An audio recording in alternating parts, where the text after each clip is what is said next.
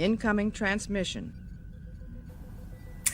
Welcome to Saving Star Trek, a show talking about one of my favorite shows, Enterprise. I am Linda Park. I play Hoshi Sato and also Empress Sato. So enjoy this show. I love that it's finding a whole new life on the streaming services. And you better hit that like button or Empress Sato will not be happy. I mean, she could make a storm happen, and she could really make your life hard. Anyways, enjoy the show, hit that like button, and thank you for being a fan of Enterprise.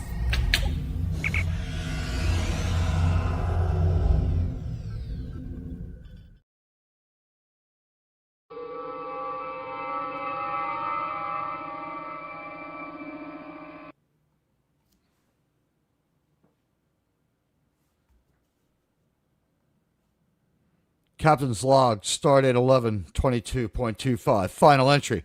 Admiral James Earl Teague, commanding USS Constellation NCC 1017A. The holiday singularity opened up right in the middle of the Christmas party on Deck 10. One blink, laughter, carols, Chief O'Brien in a Santa hat. Next blink, nothing. Every last crewman, 423 souls, gone. Swallowed clean. I'm the only one left because I stepped into the turbo lift for more bourbon. Now the ship's a tomb, flying on autopilot. What we thought was the crystalline entity was in fact the time dilation known as the start of the holidays in the United States. For the moment, my crew is trapped inside, and only I can save them. Computer, initiate the auto-destruct sequence. Authorization Teague, Omega 1000, destruct, 0, 3-hour countdown. If anyone ever finds this log, tell the fleet the eggnog was replicated at 200 proof, and that Admiral James Earl Teague took the Constellation out the way she lived, loud, proud, and on my terms. Teague out. Hi, everybody. Welcome, sirs and madams. It's your buddy, Admiral Teague. Welcome to a very special Saving Star Trek.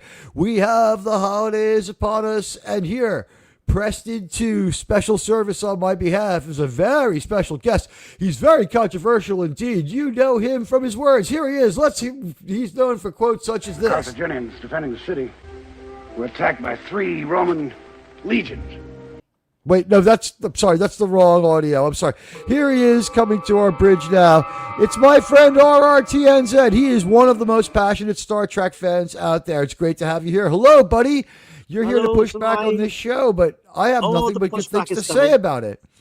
Hello, Michelle. Hello, Kal-El. Hello, Radioactive. Hello to the Dead Man. Hello, Susan Dolan. Hello to Radioactive Actual, T-Stark CEO. I was watching him earlier. Good stuff going on over there. Phantom Boomer. Hello to you, sir. Sir. Hello, RRTNZ, who is on the panel and in the chat. Hello, everybody. It's great to see you. Look, it doesn't matter that there's a lot of people who aren't here. We're going to give you a high-quality, entertaining show anyway. I came to play, all right? My crew are out with the various different things that are the beginning of the U.S. holidays, but this is your Star Trek show. It comes on Saturday nights at 10, and you know what, RRTNZ, you're here for some Saving Star Trek history. Did you know that? Yeah, can you hear me? You hear me all right? Yeah, I can hear you. Now, welcome to history. There's an obvious reason why I have managed to make it onto the show, because you see, unlike the rest of your crew who are sucked into the time dilation, I'm actually speaking to you from the future. That's right. You're in New Zealand. It's tomorrow minus 6 hours. It's about 4. Tomorrow. Is it still a 6-hour time difference back the other direction, but tomorrow? Instead of counting 18 forward, I just think 6 back, and that is easier for me. I just keep in mind 6 ahead yesterday. Yeah. See, it's an easy. The 18 thing, minusing and plus 18 is preposterous. That's why I can't wait for Earthican time. Guys, we have an episode here that I was so longing for at the end of 0 Hour. We had some of the most intense amazing, incredible Star Trek of a very different ilk, of a very different kind, and very interesting indeed. Hello, John the Beagle Dad. It's good to see you. Yeah, John. Now, this wasn't everyone's cup of tea, and God knows it wasn't mine, and I didn't remember it well. But 22 years later, you know what? I've mellowed out. I've had time to think about it. They were accidentally writing for the future. This was always a bingeable show. Up to 10 years after 9/11, I was able to watch it. But in the first couple of years afterwards, I think while it's good now and almost all of Enterprise is pretty good TV, sometimes they fall off the mark of being good Star Trek. And one of the things I don't like is when they tear things from the headlines. In this episode, we're going to give our heroes their due, finally. We're going to do what we should have done at the end of Zero Hour. They were greeted by an armada at the end of Stormfront, Part 2. And Stormfront was a fairly worthy story. What did you think of that story after you heard it was a save by people who were thrown the beginning? With no concern by the writers. I thought it was a little bit rude.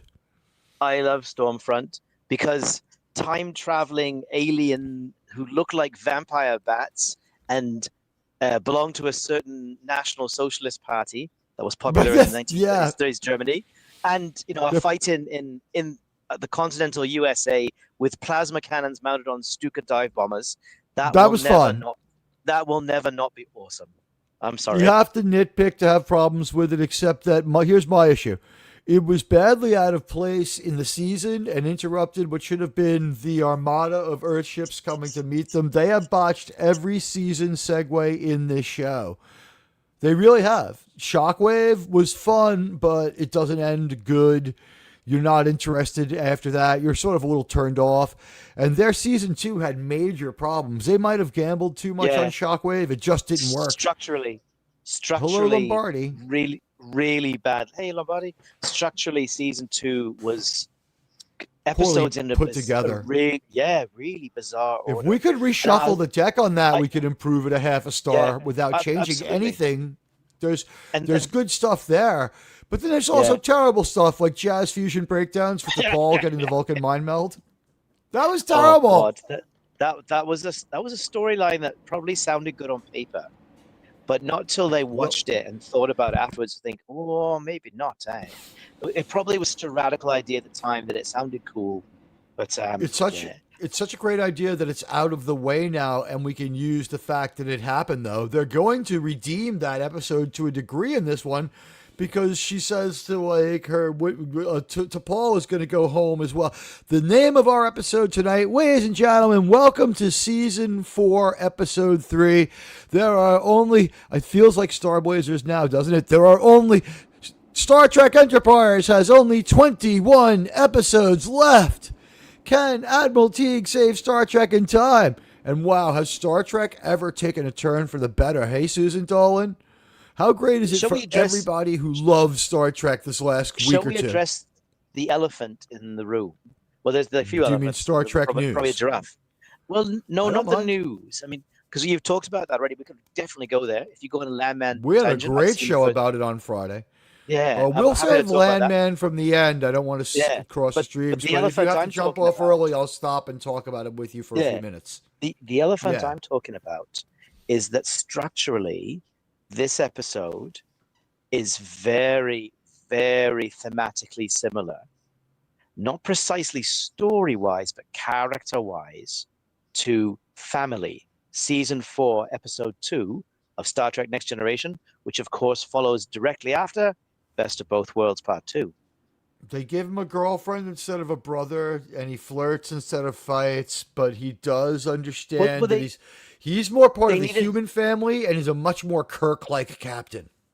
Oh, yeah, but they needed an organic way. I mean, Picard and Nacha are different characters, and I think this shows the quality of the writing, that Picard, it wasn't a love interest, it was his brother. He needed something that suited his character to bring out, I don't want to use the T word, but I have to because it's just what we're talking about, which is trauma, right? The trauma that Archer suffers, the guilt. And Hernandez, she's there for a number of reasons. She's an ex-lover, but she's also there primarily as Archer seeing his earlier self his I pre-Xindi like self. her. Yeah, she's great. Yeah, Great and he character. says that. But this is, you know what? Let's talk about this for a moment. In this episode, they hit us right in the feels. It is some of the most satisfying stuff in this show. I honestly, Star Trek, it doesn't always have to be a 10 across the board on every single thing they did. Like maybe you could second guess or quibble this homecoming that they had. And I'll show a couple pictures, but No. essentially, when Archer addresses the stadium, it's like, first of all, the only quibble, the one little nitpick I have is, would you please get those fresh lacerations on your face closed by Dr. Phlox? You could just do it in 1 minute. Okay, please, please. You've been bruised up for like 9 episodes now. It's becoming your thing. It's like Kirk had the torn shirt and the bloody lip. Archer has like the slash right beneath his eye for like episode after episode. But I did spite them their moment. He did take his beating. Beaten up by the reptilians, and the fight. And he gets beaten up again in Stormfront, but Phlox can by the fix National it Socialists. in a minute. Yes, And by he got beat up by the pleasure boaters. But at this, like, what happens is a lot of Star Trek comes together. Like, okay, Stormfront, forget that for a minute. The Xindi arc, it was different. For a minute there, it was Vengeance Trek. Then there's a couple of self-corrections. There's also a perfectly placed, really good, original style Star Trek episode that I love called North Star that I might make the season highlight because it's just so Star Trek. It's so Star Trek. It's a breath. It's a catch your breath episode, which is what this It one really is. That was good pacing. This Indie season is so much better paced than the season before it, which is just ramshackle pacing. Pacing. We never have our crew together. It's a bunch of side quests by individuals. And season 2 is just a little bit of a disaster. And it doesn't do well in streaming. Season 1 of Enterprise is one of the most streamed things worldwide from Star Trek. And hello, everybody who's coming in. Anyone I missed, hello. And anyone who comes through later, you're the lifeblood of the show. I thank you. Watch the tab open for a while. This episode home, though, every character gets a moment. Everyone. Mayweather. And every character goes home because T'Pol goes to Vulcan. Yeah. Well, we see both homes of the Federation homeworlds here. The founding planets. 3 stories woven together seamlessly. It's always good TV. I keep saying that. It's this so one's not fantastic sci-fi, but it's earned. They don't have to go heavy-duty sci-fi. It doesn't need to be. It doesn't need to be. It doesn't, but it gets low marks as sci-fi, but it doesn't need to be. Their sci-fi world needed the context of what real people do after a conflict like this. We needed, and you know what I thought that I missed was I wanted we won the Stanley Cup or we won our rugby league or we won the World Series moment.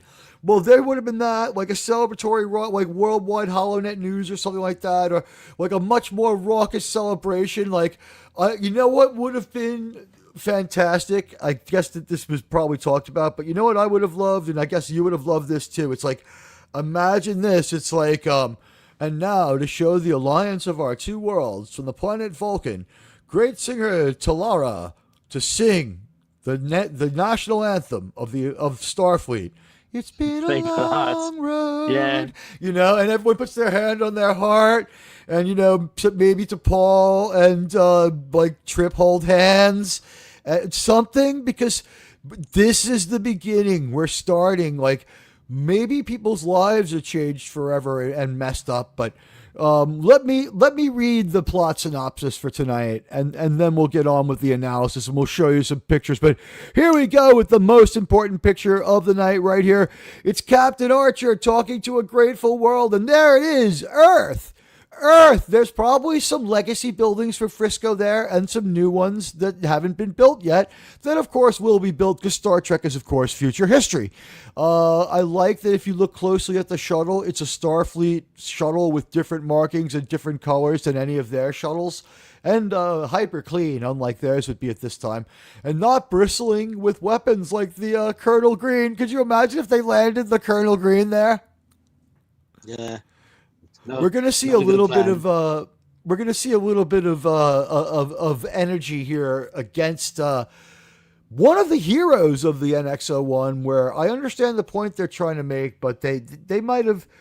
I don't know if the pacing of this episode is perfect, but what do you think? Looking out over their city, it's very satisfying. This is a lot more of Earth. We can do a flyover, then we land in the stadium. This is a lot more of Earth than we see in anything in New Trek. We never see Earth. We never even see the inside of an office on Earth. We've never seen what it looks like. They show us enough of their city, enough of their society, enough of their stadium. We see that Archer is indeed a hero and that he takes easily to the heroic speech. He has no problem here. It's not a Picard-like speech. They don't even try to make him Picard. He has an absolutely excellent moment here as Archer, who I feel is like believably showing us the kind of great man Kirk looked up to. What do you think of that? You didn't think I'd be saying things like that, did you? Yeah, no, that's fair. I mean, I think you and I have discussed backstage about how the earliest fanfare of moments. Archer's theme playing during this as they get ready to go out on the clarinet and the oboe, and they're teasing it, and it's very emotional. And he clasps hands with Admiral Vaughn. Forrest, yeah. I'm sorry, with Admiral Admiral Forrest, Admiral Vaughn. Vaughn Armstrong, Admiral Forrest. He shakes hands with Admiral Forrest. Everybody is very, beaming. If anything, I thought I wanted a Stanley Cup moment on the ship where they all went crazy and were drinking and were like having just nuts, and a few people who had to be on duty kind of just push smelled back like on Trip that one. would love to be on duty during that. Go ahead. Pushback moment number one. I don't think that would have happened. Reviewer. I think that What, they like were a so Stanley Cup moment? absolutely wrecked. I mean, it wasn't. I mean, it was a moment of joy when they finally returned home. Well, certainly when the captain returned. Yeah, but they were so wrecked after 0 Hour and the events of Stormfront. Like, it was so they'd been through so much. I don't think they would have had the energy for celebration. I think they would have just and get a full night's sleep now.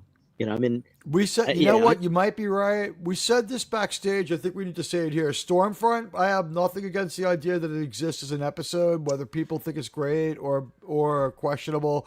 We can debate that more or less. But the thing is that RR and I agree on this. It was placed very badly. We needed to see the Armada from the end of Stormfront 2 at the end of 0 Hour. And we needed to hear, because that moment where Trip looks at Earth, he's like, she's still beautiful. And they start teasing their theme and stuff like that. And then all of a sudden it's like, wait, everything's wrong. It's Yahtzee World. I'm like, oh. And because of that, and that last minute written by one set of writers tossed to another without caring about them being able to back out of it well, I thought, one, it was a little selfish as a writer. These are Star Trek writers. There's supposed to be some collegial professionalism. You're not supposed to throw these difficult challenges to the people you're developing. You want them to do well. And, just because you're moving on, you shouldn't be spiking the football on the franchise. It could still take off. This show still had movie potential at this point, and I think Sumner Redstone simply made an emotional mistake. This is a good show, and we deserve this kind of a payoff after the end of 0 Hour. So I argue the placement of the Stormfront story, not so much the Stormfront story. I believe that as we started feeling emotional and why we did it, at the end of Star Blazers, they won. They did indeed. You know what I mean? We won. At the end of the Xindi arc, we get thrown back in time to rerun a decent but damage control and shortened. It was they were planting season arc long things there that they thought they were going to hold on to. Hang on a moment, then. Just hold on. Here's the trick, though, right? Let's think for a moment, because the opening of a season should be quite something remarkable. Yeah. So this is episode 3 of season 4. Here's the trick, though. Do you take this episode home and stick it as episode 25 of season 3? Well, there is an episode 25. It's the mirror episodes. Yeah, but I mean, do you then put those for continuity purposes? Do you then put it on the end of season 3? So it's because as an ending to a season, this is fun. It's quite anticlimactic. But you're speaking to the Tolkien part of me now, the part of me that read Tolkien's letters. As a season opener, it might have been a risk. Yeah, because I would stray away from this if I was a conventional TV writer. Here's the thing. I have 20/20 hindsight from 22 years later, and they don't. We know that Stormfront was not well placed, that we needed closure or better planning to bring it in one less episode to end season 3 with the reunion. We needed reunion and closure. You could not have finished season 3 on a cliffhanger. See, the episode I brought up earlier, Family, from season 4 of Next Generation, right, is perfectly placed. It comes after Best of Both Worlds Part 2. Yeah, because the season 3 Trek, which to my mind is the best season of TNG, finishes on Best of Both Worlds, ends the season on a cliffhanger, right? The problem is it's not like season 3 of But Enterprise, they do their cliffhangers better on TNG. They do. And so then you've got the end of the season of cliffhanger, then you've got the resolution, yeah, and immediately after you have an episode that allows the audience to breathe, right? Because the audience has to breathe, has to catch its breath after all the dramatic stuff. And this episode, Home, is absolutely essential to the. Look, here it is. Here's series. Home. Here's the city and the world and the beautiful ocean that we fought for. And here, I suppose, is where we do commencement for Starfleet and watch people play Parisi Squares. I don't know, like what happens in this stadium. But how do you start season 4 then, right? If you remove here's my thought. How do you start? This is the only thought I can give you. You give this, you pace it so that this episode comes one episode before the end of season 3. So what you do is you throw your catch your breath episode. Either you lose an episode like what's the one where he bonds with the Xindi insectoids? Hatchery. Cool. You could lose Hatchery and have that be a completely different species, and you can move North Star to this season, get 2 episodes back, then move your pacing so that you have closure 1 episode before, and then begin something well thought out. Stormfront, we have to remember, and you like that story, and so do I, but I have increased respect for the talent of Manny Kodo, that he felt he was thrown like a really like edgy and incomplete way of doing his story. And what he really wanted to do was like, something else. And he didn't think that their season opener seeds, he didn't want to do a whole season of Man in the High Castle like Jason's Star Trek. It wasn't the worst, most terrible idea, and it's not an insult to Star Trek, but the decision was to get out of it as quickly as possible. But you know what? Placement is tricky. It was. I don't like the placement. So what would have been cool was it was not. I will give you this. It would be. Hold on. I will give you this. It would be inadvisable and very controversial to start with an episode this sedate, because it's a very sedate episode. Yeah. What about this? It's too chancy. You might be right. Take your idea. How about this? You ready? Drop Hatchery, because I like that episode a lot, but we all know where it's going, right? You could make it with another species and it would still be as good. Well, but put it in season 4, right? Let's drop Hatchery from season 3. Yeah. Put home. Are you ready? Put home. Or lose E squared and just use Hatchery. No. After 0 hour, have home. Yeah. So season 3, the penultimate episode is home. Yeah. But ready? Agree. Now for the final episode of season 3, episode 1 of Mirror Darkly. You don't want people to wait too long on that one because it's so good. You want that to be. They wanted that to be a midsummer event, and I agree. I agree. It's a standalone movie. It's so good. Hype ending though. Like what a hype! It was so good. We were so ready for more Enterprise. Their minds waiting to see where it went. They would be going insane.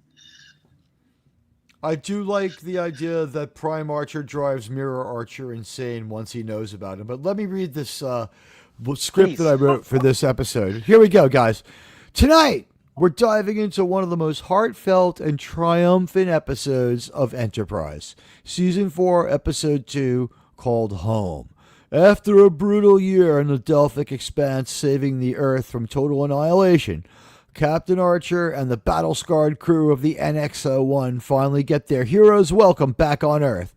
Parades, medals, cheers. They did the impossible, and humanity knows it. But coming home isn't all ticker-tape parades and easy smiles. The scars from the Xindi War run deep, and now our crew has to figure out how to live with what they've been through when the cheering stops. While the Enterprise gets a much-needed refit, Archer reunites with an old flame who's just taken command of Starfleet's new Warp 5 ship, the Columbia. T'Pol heads to Vulcan for an emotional family reckoning, and Trip tags along, because of course he does. Phlox discovers that not everyone on Earth is ready to hug an alien after 7 million people just died. And through it all, we get to watch these characters that fought like hell for us finally breathe, heal, and remind us why we fell in love with them in the first place. It's the victory lap which we waited through the 2-episode side quest that we easily could have put off till later, changing nothing for. And the calm before the storm of very wild and interesting new chapters. Grab your drinks, get some Saurian brandy, settle in, because Romulan ale is no longer to be served as ship's functions, RRTN said. But grab your drinks, settle the Vulcan in. Science Institute? Exactly. The Vulcan Science We're gonna have recommend rum and ale. Mr. House Party 6, thank you for the $10 US super chat. I subsume a full torpedo spread. Fook faces. You know what, Mr. House Party 6, you deserve some audio. First of all, let's give you a moment. Come on, we have to hear the man talk. I mean, this is my show. I thought I had something, but when I started coming up with sound like this, my show really started going somewhere. I think that this was one of my first defining moments. This is one of my oldest pieces of sound. Here we go. Carthaginians defending the city were attacked by 3 Roman legions. Arab women stripped them of their tunics and their swords and lances. The soldiers lay naked in the sun. 2,000 years ago, I was here. Well, this match will not be postponed. Thank you so much, Mr. House Party 6. Thank you so much for the $10 super chat. I really appreciate it, and happy beginning of the holidays to you. It's the unofficial. This is kind of like the Memorial Day of the holidays, where it's just like we're all going to have like some fun together, and we're going to hang out. And you know what? I think it's going to be spread out over 2 weekends. It's like we have a lot less people on the air tonight. There was a rather brief and efficient stream from Tony earlier. As you can see, I'm phasing in between the 2 galaxies right now. What do you think RRTN said? Look. Oh, special effects. Nice. We have a special effects budget now. Watch this one. Here we go.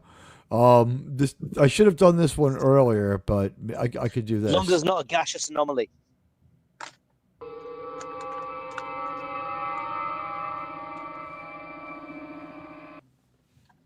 How's that? Oh. General Patton agrees. Anyway, I want to thank everyone for being here. We finally get our heroes back home. Archer gets his moment in the sun. We address some people here. I thought that this was a great moment. He showed he was a natural leader. And what did he do? He talked about the people he lost. He talked about his man, so to speak. He talked about his crew. He said, we lost 26 people doing this. And 27, wasn't it? I thought it was 27. He might have said 27. I thought it might have been 27. I think he says 26. I don't know. You could be right. You know what it was? One of the Makos had committed mutiny shortly before they died. They were about to be fired. That's what it was. The Makos. Yeah, it's like it was just a Mako. Fuck him.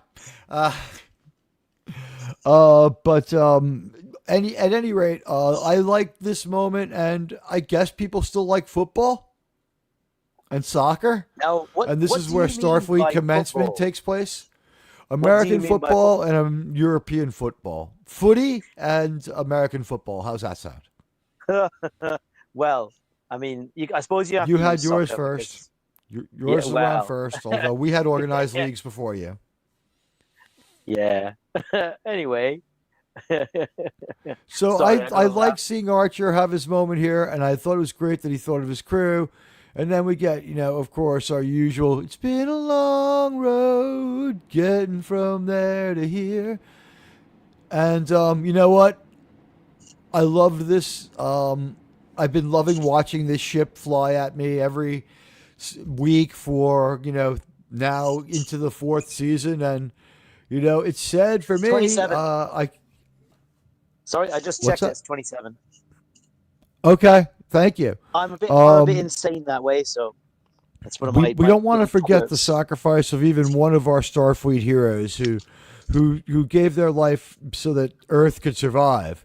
Here she is, Ada Maris. She plays Erica. Erica Hernandez, newly promoted captain of the Columbia. Here's the first thing I'll say. I believe it. I believe she could do it. She's not preposterous. She's military fit. Her and Archer had something going way back when. She's, Archer could definitely score any chick on Earth right now, but I'm willing to believe that the reason him and this chick are going to eventually end up hooking up is because he could. Here's the thing. I believe that him and this chick are going to hook up because Archer doesn't like the acclaim, and it's shown that he doesn't like it. He scoffs at the acclaim. He doesn't like the fact that he's a hero. He feels that he should be presented as someone who simply did his job and led a crew of heroes. And he doesn't like the personal acclaim. He's like, where's the high school for Ensign Cutler? Well, that's what's going through his mind. Though. The debrief. The debrief is we're gonna get to that. We had an episode to start season 3. Where we saw a Vulcan horror movie presented to Captain Archer by Saval just to fuck with him. And JT said that he felt it was inappropriate. And I think he meant that diplomatically and also kind of to us, the audience, like to throw that at us somewhat sideways in a Star Trek episode. Like he was right. That horror movie didn't fit in a Star Trek context, but here's my my cope for it. I believe that the episode of the Star Trek needed to be a little more of the Star Trek of the writers writing it. Gene's not around for quite some time now, and it has this. That episode had to have consequences. That's the genius of this episode, Admiral, is that it could have been called Consequences because we see the personal consequences for Archer, and here we see the professional consequences, right? So that including that briefing, I thought was genius. Saval's not even accusation, but his. We're gonna get there. He's saying things from the point of view of logic, and also we're gonna find out a few more episodes into this that this Vulcans don't lie thing hasn't really come to the surface yet. And the Vulcans are operating without a few holocrons or whatever from a not-so-great actor who plays Serac. Did you say holocrons? That's from Star Wars, I know. Oh, Admiral, sir. Controversial. Sir. Sir. You know what it is? They have like a USB stick from Serac, and he's like, mind melding's not so bad. It downloads his brain. Yeah. Sir, that was so controversial. Sir. But we find some new teachings from the head of Vulcan logic, and the guy who teaches us everything, Serac. And it's so great to have all you guys here for a Star Trek conversation. Qapla'! Qapla' to you too. Qapla'. Yes, we lost 27. The dead man remembers. You know what? Here's to the 27th crewman. You know what? Pour one out. The Targ lover. More phaser. You know what? I thought that this was an appropriate girlfriend for Archer. You know why more than anything else? And it's not that she's so beautiful, but she is pretty. It's not that she's so dynamic, although she is. It's not that she's the perfect person to have around, although, you couldn't do a lot better, although I think T'Pol understands him better. It's that She's going to be discreet and is about to feel all the same kind of field all the same kind of challenges that he's been through. So she wants to pick his brain anyway. They're going to be together. They're both human beings. They're human beings with needs and desires. RRTN said. There's a great line she says. It's that great line. I'm married to Starfleet, just like you. And it sort of makes sense in the context of the episode because it's presented as they don't have time for anything else. And this does work for them because no one's going to say anything because they go to the middle of nowhere where no one's going to see them. Because you got to figure if there's any vestigial press left, they're following Jonathan Archer everywhere. I'm going to go generations here for a moment and just remind you of the line, what did it get me? An empty house. Kirk's great regrets, right? Oh. I know Generations is taboo. Sir. I still like that film. I know that's controversial. You know what? But I still like Here's that the film thing. I do not hate the movie so much as I don't think it's good Star Trek, but here's what I believe in. I believe that in all Star Trek up to First Contact, which is the cutoff point where I have to turn away from the Next Generation movies, I think they fall off a cliff in quality. I will say this. Things like Nexus Theory and talking about the movies give people a reason to watch them with fresh eyes and perhaps enjoy them more. And I feel that I am tasked. It has fallen to me to give the fleet hope. This community has been through so much in the 80 weeks that we have been doing this show. And welcome to history, RRTN said. This is the furthest we've been out from our launch. For 80 weeks, we have brought Star Trek to this time slot on Saturdays. And before that, we were bringing Star Trek earlier. There's always been a demand for Star Trek on Saturday.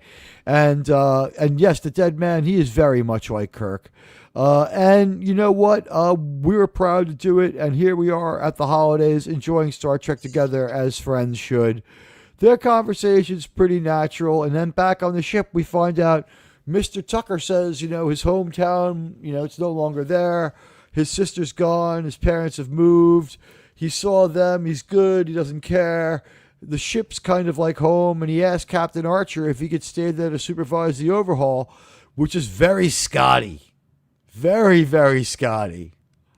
And T'Pol is going to go home to Vulcan, which it makes sense to me. And I think that unlike on new, modern, terrible Star Trek, where they'll have an episode called People of Earth, and we will see very few people, and they'll only be on the Enterprise, and we'll never go to Earth. And on this one, it's called Home, and we see her home and her home world. We spend more time on Vulcan doing stuff, and because we're on Vulcan, it is an excuse to sort of do stuff. We haven't really done stuff on Vulcan. We've had fights for life or death, and we've been contacted out of the blue by V'ger, and we've resurrected Spock. But you know what? To see how the Vulcans live and what they do. I don't know why Tallis hits that gong with the upside down hammer, but she does it convincingly. Generations had a lot of missed opportunities, agreed, especially when it came to how Kirk and Picard interacted in the film, agreed. The explanation as to how the Nexus worked was weak, though. Here's the thing, weak sauce, but actually lockbox strong with the writing mistakes where they lock them into, this is an infinitely upgradable dream machine which will present you any fantasy you want. And then they're like, huh? And she's like, yeah, part of you remains. You can't really leave. And he's like, well, what I want to do is leave. And you've just heard that whatever you want to do, it's going to make you think you do it. So there's a strong... Yeah. And do you remember at the time, among Star Trek fans, people started saying that this is... that Star Trek may have ended in the Nexus, that they wrote too strong of a story, and that it can only be a dream after that? Nexus theory starts right away. Story. Might be a bit too robust. Hello! My disagreeableness is counter to stock price, you shite-faced Xenos! Hello, Daniel's Hot Topic, and hello, Mr. House Party 6. Mr. House Party 6, thank you for the very generous $10 super chat. First of all, you know him, you love him, so you know what? What can he say except this? Sir, that was so controversial. Sir. We have to send for Albert Einstein. Sir, he's very busy. Sir. Sir, that was so controversial. Sir. Computer, serve us up some synthahol. RRTNZ and I are getting thirsty. Unable to comply. You know, when we get to the Starbase RRTNZ, remind me to have the computer serviced. But I want to thank Mr. House Party 6. And whoa, hey, thank you to the Dead Man who said, I called it a day in the life a day in the life on Vulcan. The stuff on Vulcan was my favorite part of the episode. I didn't mind it. On Earth, because we've been to Earth before. Thank you, Mr. House Party 6. Let's leave this up on screen for a moment. It was well written. Not my favorite part of the episode. This is always well written. This show is always pretty well written. Part at all. The character we dynamics haven't on taken Vulcan terrible shortcuts since season 1. The Donna last Cassidy, terrible great guest star. shortcut, I think the worst episode of this show ever, and the worst terrible shortcut was Infusion. The concept of what they did in the episode was important, but it was a mess. The first ever mind meld episode with Paul. That one was just that one. Yeah. Ooh. Yeah. So many important things are coming into the show with that episode, and they couldn't figure out how to do it. And you're right, the episode was a little too ahead of its time. Yeah, I'd be tough. I have to really think about my least, the episode I think of Enterprise that's most poorly constructed or least well constructed.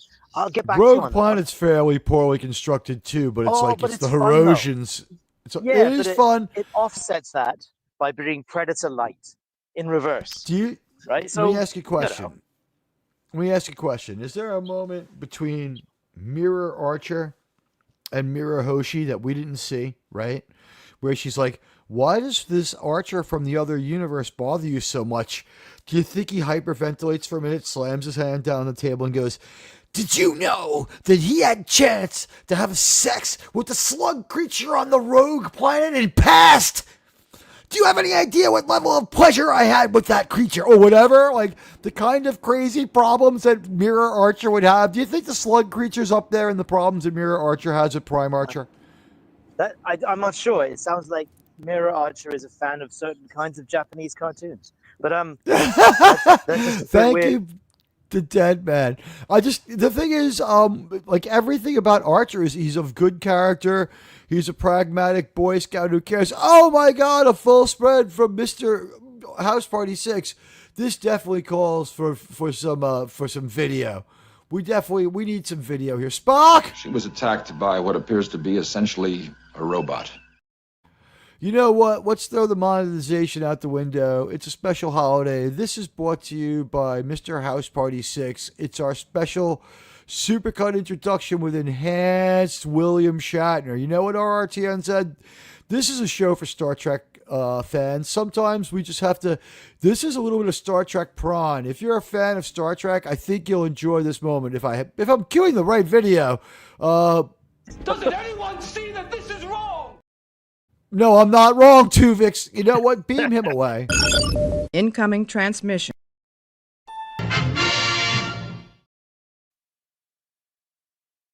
All our Star Trek memories from watching it as a kid combined together. Wasn't that fun? Did you like that? Love that. It was brilliant. That was fantastic. I want to say this. If I can, with my meager tools, restore William Shatner's voice to something much closer to his full brilliance and prominence, and we're talking one of the greatest narrating and speaking voices of all time, why is Paramount doing such a shitty job when we watch TOS and we have that horrible version of Kirk's narration? Interesting that Pat Stewart, at a decade younger, nearly than Shatner, has just about lost his powerful, commanding voice, whereas Shatner is as sharp as ever. I don't think he's lost his voice as much as it seemed like in the Picard show. He was doing a voice for that. I saw the publicity tour for that, and his voice was as fine as ever, RRTN said. He just didn't think that Star Trek fans deserve the Picard who could deliver a Picard speech. How's that, by the way, for a Picard voice? That's pretty good. And I was thinking, just if you have a moment, I was touch of Welsh in there for you. Yeah. No, Yeah, give Patrick me a Stewart. touch of Welsh. He's more like Northern English bastard than me. But He is Northern congratulations, English, but the thing is, I don't think the Picard delivery voice we get is a real English accent. I think when Patrick it's Stewart not. talks to other It's people, not. he may have lost not. his English accent. He may be stuck in that. It's what you call RP, received pronunciation. That's what we call it. But here's the thing: it's a different kind of RP than an American is used to. Because when we see our Shakespearean trained actors, they start out speaking American. So people with a voice that sounds like Elizabeth Taylor could do it. You know what I mean? And like she's married to a British RP guy. Tomorrow creeps fast at this petty pace. Is a tale told by an idiot, full of sound and fury, signifying nothing. It's Matt. Oh, we should do that speech with Matthew McConaughey. It's me, Matthew McConaughey. All right. Lots of tale of sound and fury. That's right. Two houses, both lacking dignity. Fair Verona, where we lay our scene. Where ancient grudge gives rise to new mutiny. Civil blood makes civil hands unclean. From forth the fatal one to these two foes, a pair of star-crossed lovers end their life, and with their piteous overthrows, doth bury their parents' strife. Now, our RTNZ, Romeo and Juliet is for Landman, if we get to that for a moment before the end of the show. But here we are at Starfleet Debriefing, and we have a guy here. He's got a real strong Florida accent, which is like a real different kind of American accent. It's not a Southern accent per se, but you can tell. And I had to Google him. I'm like, that's a Florida accent. And it was. He's the commander here. I don't know why, like, Admiral Gardner or Captain Gardner isn't here. He should be. Well, Admiral Forrest should be here, but also Captain or Admiral now. But we don't know what happened to Captain Gardner while Archer's been gone, right? He might have been jumped up. Yeah. And he might be, like, maybe Captain Gardner's real talent is training people, and he's going to be Admiral Gardner in charge of the... We don't know. His career's advanced, too. Well, we know he got passed over twice for command. Because he can't read maps. That's what it is. He's like Captain it's like a band of brothers. Yeah. All right. So, at any rate, as the episode proceeds, this is the debriefing, and Archer's pretty confident here that the Saleya, which is the Vulcan ship, could not be saved. And he talks about like the space Vulcans, and they're like, Saval is like, when you space zombies, did they have cybernetic implants? And like, no. It's like, so they weren't space zombies as we know. Did you try to save anybody? He's like, wait, they were like trying to kill us and stuff. They were nuts. And he was like, so you didn't even try to save anybody, or figure out what was wrong. We'll never know what happened. The ship blew up, huh? And he's like, you don't understand. They were like smoking Trellium, sir. And he's like, what? He's like, I'm not going to risk my mission on a bunch of Trellium heads. Do you know what Archer should have said? Did IQs drop sharply while I was away? That would have been great. Did IQs drop sharply while I was away? Thank you so much, Mr. House Party 6, a member of the Q Continuum. Let's get hello, Kal-El. The new Star Trek spinoff, the Vulcans. Look, hey, Daniel, I think I said hello to you, but I'll say hello again. And we got so many people here. Guys, I'm so glad to have members of the Star Trek community here on a night where a lot of people are out and a lot of people are home. We'll probably have a week like it next week, too. You know what? Like, you're not always going to hit home runs, and people are going to have real lives, too. But you know what? For our Star Trek family, we're here every Saturday night. And you know what? Like I said to RRT on Z, this is like 84 straight weeks. It's amazing. And as we approach 3,000 subscribers here on Admiral Teague's channel, when you first found me, what did I have? 130? When I first got to you, I don't know. I can't remember. It was a while ago. But no, you were on the rise. I was in the low 3 digits. You were on the rise. I mean, I think it was I became a member after the departure of our great friend Clubby. And I was talking to J-Man about him yesterday. And I was talking about, for those you were a sub before you were ever a community member. Yeah. Before I I was talking to J-Man about Clobby yesterday, and one of the things Clobby did, for those of you that are comic readers, is he had an amazing Alan Moore impression, which I cannot replicate. And he did a stream once where he, for about 20 minutes without stopping, Clobby was out, the whole stream was Alan Moore. And that was hilarious. It was really funny. Well, I'm going to say it right now. It's not too soon anymore, and he was beloved here. So if someone wants to talk about him for a moment, I'm certainly not going to discourage them. I was closer to Bird of Prey 5, who you also knew, and who, took some Star Trek mentoring interest in me and some YouTube protectiveness towards me. So I'll always appreciate Bird for that. But here on the far left, I forget the actor's name. Let me look at my IMDb. This guy he's experienced, man, and he does. Jim Fitzpatrick is his name. He's Commander Williams. Maybe he's a tactical expert. We do have the Admiral there. I would have liked to have seen a lot more Starfleet brass here, and I don't know why Saval has a right to be there. He should be debriefed by T'Pol.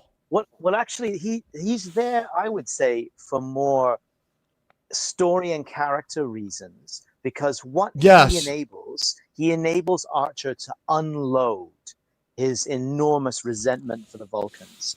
This planet, Archer has a lot of resentment. We listen to you. We got more help from the Andor. Yeah, maybe lets it out. What he says to Archer is, he's like, because the ship was destroyed and there wasn't a lot of effort put in by you to try to make sure that didn't happen, so you're kind of on the hook for that. And, the ship was all messed up and the space zombies came after us while we were trying to, unsabotage their warp core. And he's like, well, we'll never know that since the logs were destroyed. And he's like, you motherfucker, did you just say that I fucking killed those people? Fuck you. And I'm paraphrasing and putting it into New York because Archer's barely able to stay military. He stands up. He slams both hands on the table in front of Saval. He's like, he is so angry at Saval. And this has been a long time coming from Archer. Archer did not care for being shown the horror movie in the Vulcan embassy before he left. I don't think he felt that was helpful or constructive. He didn't think that was a briefing that he needed to be at. Dare you? Exactly. And it's like you look at what Saval's methods. Whose moment is it? This is Archer. Well, now, I think it's both their moments. Gary Graham does some killer acting. Oh, yeah, he does. It's a stretch, but this is the "you can't handle the truth" moment. This is Archer's Colonel Jessup moment, where he stands up, slams his hands, and says, this planet would have been a pile of ash. This pile would be a cloud of gas and rock. Had we listened to you, This planet would be a cloud of vapor and rocks if we listened to you. Yeah, he was... And Admiral Forrest at that moment, he's not embarrassed, but he's maybe the Vulcans need to leave. Is going through Admiral Forrest's mind, and he's like, I can't insult the Vulcan ambassador, and he likes Saval a lot more than Archer does, and so he's just like, that's as far as you go, Captain Archer. Please sit down. And it's like, what the hell? This is like Samuel Adams telling George Washington to sit the fuck down. George Washington's like, I'll kick your ass and let me take out my wooden teeth. We're going at it right now. Don't you dare tell me not to kick this piece of shit is going to tell me that I'm responsible for murder. He walks out the door. That's the thing. Archer breaks protocol completely. And he's like, that shows that there is a subtle. Archer has to catch up to, Forrest has to catch up to him. Yeah, but that's the thing is Archer is such a he's respects the chain of command. He's not a rebel. He's all about. When he realizes he's going to lose all his composure, he absents himself from the meeting, albeit without excusing himself. He just leaves. I know. I disagree. I think he leaves because he's sick of the bullshit. He's not going to sit there. He's just saved the planet.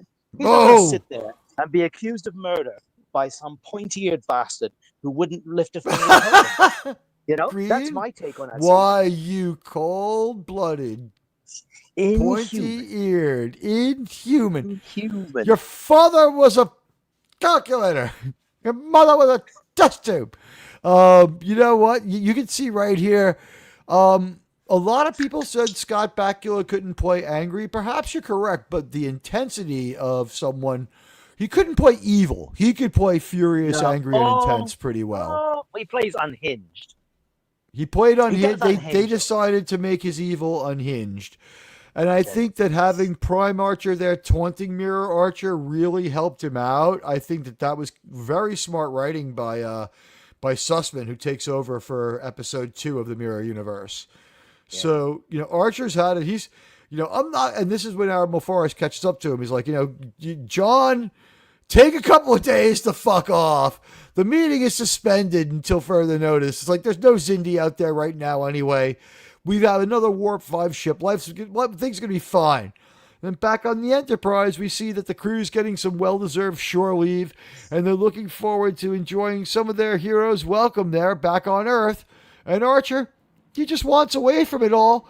And, Erica says to him here, my old high school just got renamed after you. What is that, 3 dozen in North America alone? You got a message, Admiral, from JT Kirk to check your subspace transmission. It says, Admiral T, please check transmission priority 10. Just in case you need to do that for a second. Oh, sir, I believe I have a thought here that perhaps what I need to do is visit the Iconian city, where some of their technology remains, and I go into the chat settings for our show, and I can drop in a way to. Yeah, I didn't think. I thought JT was stuck in the Nexus all night. Yeah, sir, you have your link has been granted.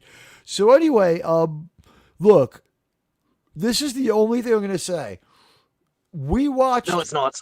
You yes, it's not. It's not the only thing you're going to say. This is the only thing I'm going to say about Erica's fashion. Erica's look here. This is the only time that the show looks mildly dated. Fashion has not changed crazily. Now, meanwhile, we have gone through like looser and tighter jeans and a couple of different things, and things might be ready to go a little bit wild now. And there's always been like, that douchebag line of fashion that you could get where you wear like an animal print shirt open up down to your belly button and you walk around like modern day Burt Reynolds. Only some of us can pull it off. But like she's wearing like clothes that are like right from Old Navy at the time. Like really early 21st century gear. It's not a problem, but the only thing that looks slightly dated is no one tweezes their eyebrows quite that thin anymore, and she looks permanently surprised because of it. That's the one thing. It's like, Janice had that beehive, and watching that as a kid in the 70s, it already looked like it was 30 years earlier. You know what I mean? Because it was so radically different. This is always subtly different, but it's the one thing that stands out to me is, yeah, that would be different today. It would be more natural, her eyeline. What do you think? The least Star Trek criticism of all. What do you think? It roots it in 2003, right? 4.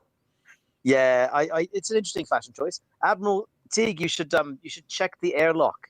Check the green room and airlock. I think I did not hear the pop. Party might be coming aboard. I'm wearing alternate earphones today. I did not hear the pop, so I have to get the transporter calibrated. Ladies and gentlemen, beaming in right now from the central northern part of the continent is our friend and my good friend JT Kirk. Hello, sir. Sir. And good evening. I was under the impression that you were going to be locked into the holiday time dilation for the entire night. I didn't know. I didn't leave. Well, I didn't leave a pass. There was that whole thing where I had to attend the dinner at the Federation Consulate on Rigel 4. And this is the thing, right? You want to go to Rigel 4 and leave Rigel 4 as fast as you can. And sometimes you just can't. Is that the one that takes the polar orbit over their sun? Yeah. Are you saying? Yeah. Oh, are you saying what happens on Rigel 4 stays on Rigel 4? No. It's like the mountain climbers code. It's JT, more you don't want to go to Rigel 4, but you have to for other people. And that's why the consulate's there. I'd much rather have gone to Rigel 7 or even just skip the whole function and come right here. But, such is the life of a Federation diplomat. That's one of the things I love about you, JT. You live for the Saturday Night Star Trek just like I do. This is my favorite thing of the week. Yes. I used to be in a punk rock band, and we would practice every week, and then have a gig like once a month. Yeah. So it was like my weekly thing, and this lines up very well. And I didn't do a video essay for this one because it's not. This is one of the most straightforward, simple, and almost sweetly simple episodes of Star Trek. We do layer on a little bit of stuff going on here. We're about, as you can see, 25% of the way through the episode and about a third of the way through our show. So we don't have to really hit fast forward here. We covered Archer's moment, and I guess I'll bring it back. We said hail to RT and Z. Good afternoon, good morning, good evening, sir. Yes. Yeah, good afternoon. It's 5 o'clock here. Oh, okay, great. In the PM. Tomorrow, though. I'm teaming in. Yes, I knew it was tomorrow. I just wasn't sure. Who's going to win the Jet game? Yet. Oh, well, I have. Oh, can't tell you. I can't tell you. Damn. They would create a break the predestination temporal paradox, accords. You know, and would you have ever, would you know if you placed that bet, or wouldn't have placed it had I not? It's just too many. All I know is I couldn't timelines. feel worse. JT, how would you feel if you were watching tomorrow's Lions game and by the coaches, one guy was a really thin time traveler with a weak hairline and a cool outfit? Would you be like, all right, we're finally going to break out of this curse? I wouldn't believe him for a second. It would be like that time traveler that's actually from the past in TNG that tries to make everything. Great. Yeah, it would be that kind of guy, and he would have the wrong answer. In a few minutes, I'm going to bring you to meet someone named Rachel Ziegler. Oh. Well, he's going to bring her to New Jersey, right? I mean, it can happen. It is 5 o'clock somewhere. This is when you imbibe too much. This is when you imbibe too much, like Deanna Troi in First Contact.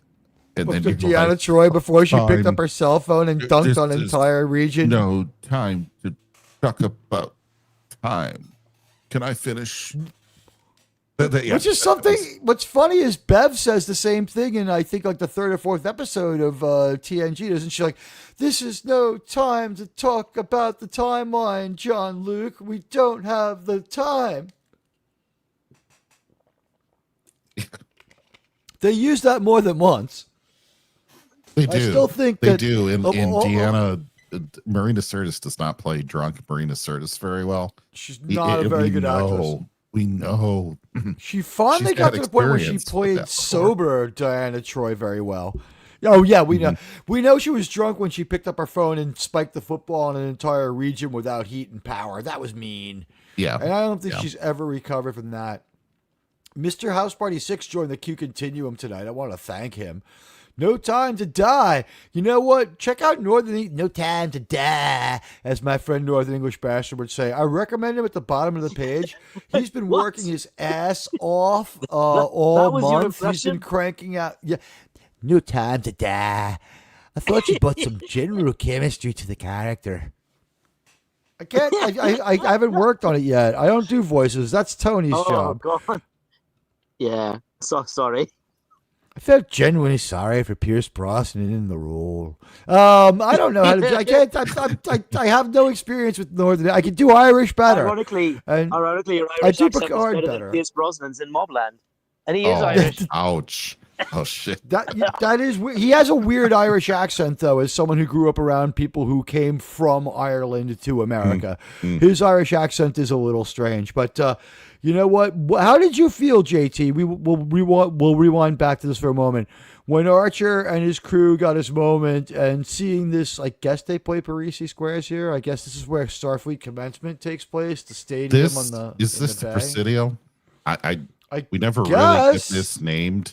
I found it very awkward for all the great CGI that they've done over the years on this show. They opened this up with much weaker looking stuff. And part of that is because it was water. Bad. Water in large crowds of humans are hard to make realistic looking. And this here looks like a PlayStation 1.5, maybe a bad PlayStation 2 video game like a football game. You know what? I gotta counter that with, while you are in fact correct, this is more satisfying, gratifying, and narratively fulfilling than a murky stadium of believable people I can barely see. Oh, hang on a moment. It's better than any new Trek effect. Is it 2004? This or 2005? Yeah, the thing. What we're saying is, in 2004, they made all the wrong choices. It's daytime instead of raining. The water is there instead of people reflected in it. There's many people instead of just a few. And it was just, there was ways to make crowds that would have been better. There was a better way to do this. An awning over it. Although, some type of here's the covering. thing. I had seen so much worse as far as abuse of computer graphics as an excuse to have sort of a low believability bar on an equally good show called Babylon 5. Oh yes, so I'd seen, you took the words right out of my mouth. Far worse sins than that. So when I saw this moment, I did accept it. I found it acceptable at the time, and it doesn't tear me out of the story now. I like the slow speed ship hovering overhead. I figured it was news related, like their Goodyear blimp. Truth is, it had just enough in common with our own world. Go ahead. Well, truth is that I think Mola said this, so I'm going to echo something that a smarter Welshman than he said. But good story and good characters make up for special effects, right? If you're watching a film, a dated film particularly, with not particularly great special effects, or special effects that were good back then, and of course are not now, but the story is still good, the character's still good, you care about it, right? You care, right? Then you're going to enjoy it anyway. It's I agree. The weakness in special effects really comes to the fore when the story's no good. My caveat here is just that they pushed it as far as they could without breaking it at that time. And I think that there was a belief by them that there would be people pushing further forward on this, and that they would probably get their own special edition one day, and maybe they still will.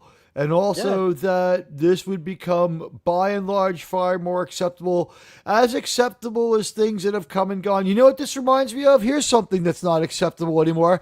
How many times does Kirk take out like a Klingon with like a... I'm going to turn on my camera for this one, JT. You ready?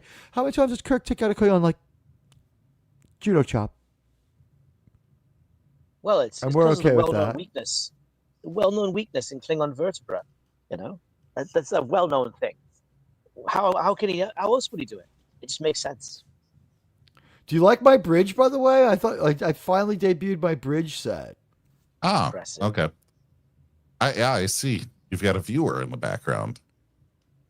It's got perks of an admiral, for sure. The perks of command. Do you know I found out that Mirror Teague had sex with the slug creature on the rogue planet? Oh. Not his best moment.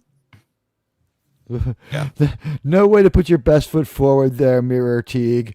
No, Admiral, what did kind of mess me up in this intro was I was trying to determine the time frame for this because it had been so tarnished by the abomination of the last two episodes where they had to play very poorly played. Force. And so I was wondering, did this shuttle come down right from when they were sent back to their correct time, or is this like a it's full of machine gun holes in the P-51s? Yeah, no, it's from this time because it's a different markings, different color stripe. It has a blue stripe rather than a red one, and it says NC rather than NX. So I'm imagining it's for command. It's a shuttle from the Earth base. It's an Earthbound shuttle. So they waited like a few days to do this, or a week or something. It was kind of messed up. Yeah, this is their getting around shuttle for Earth. They've been on Earth for a day or two. They've been initially debriefed, and there's an official debriefing coming. So then they did that, and so you're like, okay, they assembled this huge crowd. They're using a non-Enterprise shuttle, et cetera, et cetera. So why are they all dressed like they just got off the ship? He's not in a dress uniform. They didn't make him a cool dress uniform like we have in Star Trek and every other Star Trek. And when he does get his dress uniform, it's it's head scratchingly dumb. It's like let's give him like a lapel on one side and just leave it a zipper jumpsuit. Does that diminish the speech that he makes in any way, shape, or form, though? Not at all. I like Really? this moment. I'm wondering if JT's going to say that. It does rob from me. Well, I am going found to this was accuse a you satisfying of moment where I nitpickery felt in like the he first degree. I felt he showed that he Fair enough. really cared about his men. Like when he said the 27 that were lost. Yeah. And spoke of them first. I thought that showed that he really cared. And then he thanked everyone on behalf of his crew. And then he showed he was like a benevolent leader. He's like, everybody go do whatever you want for a while. I'm going to fuck off into the mountains. The cool thing is upstate New York where I grew up or something. Was he, though? Because he was ordered to take that vacation, right? So That's what was he true. really going to do? What was he actually going to do? And I'm not... His I actual think he wanted duty to oversee the roster refit. plans were to send everybody to be on triple shifts on the Enterprise, and no one was allowed shore leave except Hoshi. No, but I think Archer himself would have stayed on the ship and overseen the refit because, well, Him and Trip live on the ship. That's home to the them. cynicism and guilt that are going to come out later show that he is a really troubled man, right? He also is obsessing on his ship. He's starting to develop Kirk-like qualities, and I'm liking that. So I was very satisfied that we got that. So anyway, here we are back to our later on point in the episode. And you know what?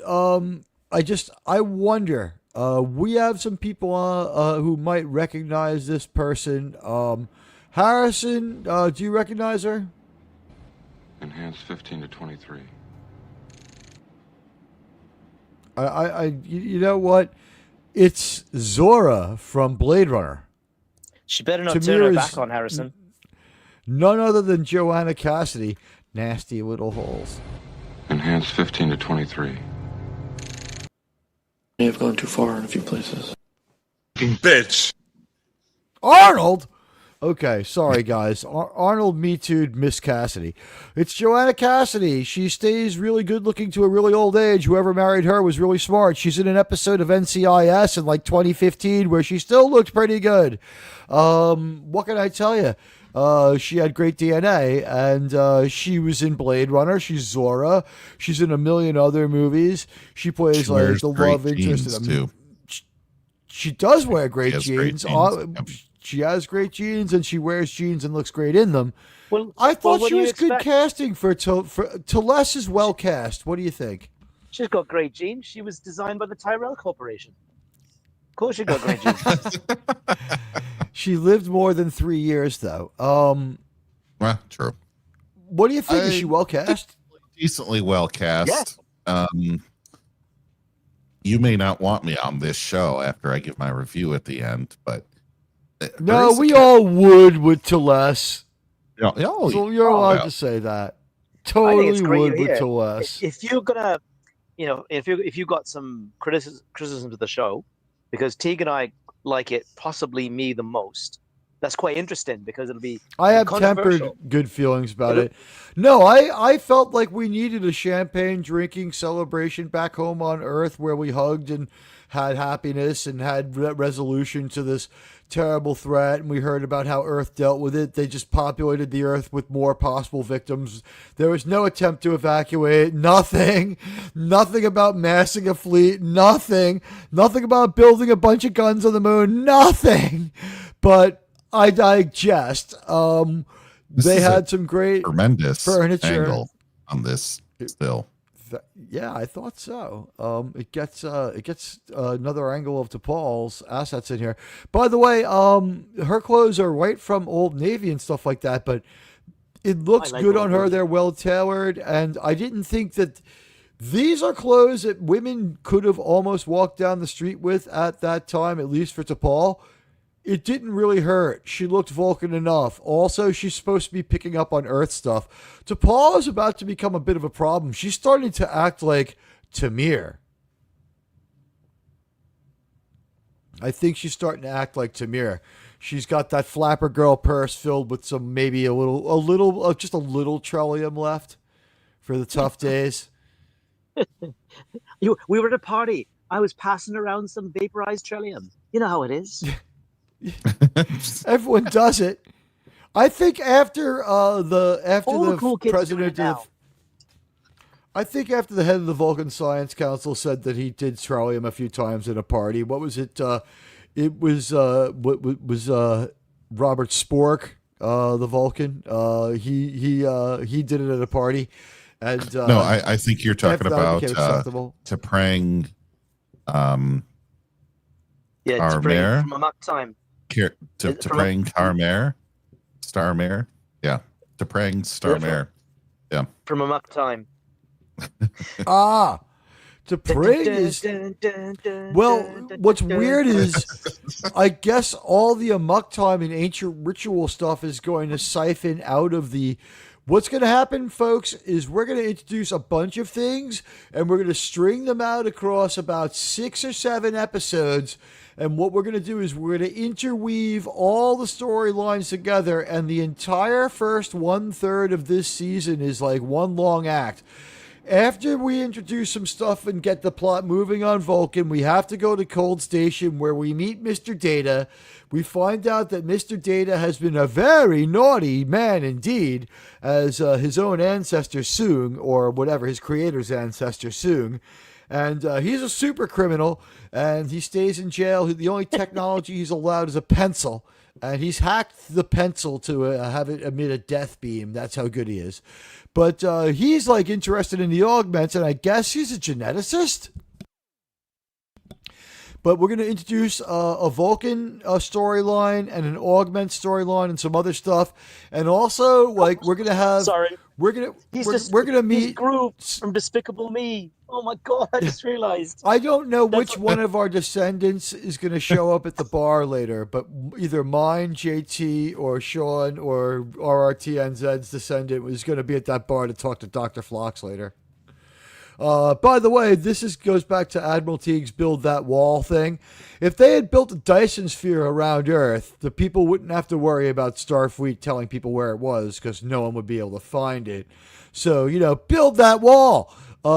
Archer decides he's going to go mountain climbing because that hasn't killed any NX California, captains. They really need to be careful. They might run into a corn. Hang on. They could run into Lazarus. They're in a familiar location. Yeah, it's a callback to the Keith Carradine episode. Yes, that's what I was saying. We lost a Starfleet captain this way, so why are they doing it? And then, like, he says to her, "Are you accusing me of having a death wish?" And she basically is. So I think that they're trying to evoke Kill Bill's brother getting killed falling off that mountain.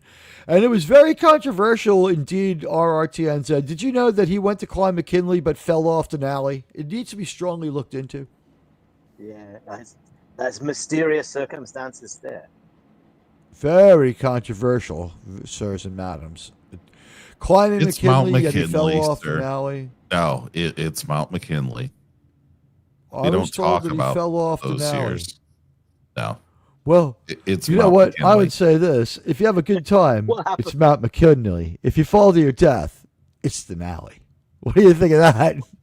Yeah. What happens on Mount McKinley stays on Mount McKinley. Do you think they beamed the bodies off of, like, Everest? They're like, we can now take those explorers off. It's like, no, leave them there. It's fun. It's like, how macabre is the human race in the future? Find this man. Well, it's good. Calm down, Harrison. But Archer is showing a little bit of wear and PTSD, and I felt it was earned. It was earned downtime for the characters and the show. And then we see Talis doing some Vulcan stuff. She's real Vulcan. She's traditional. And we have found out some very controversial things indeed have happened because of how T'Pol has acted. Go ahead, JT.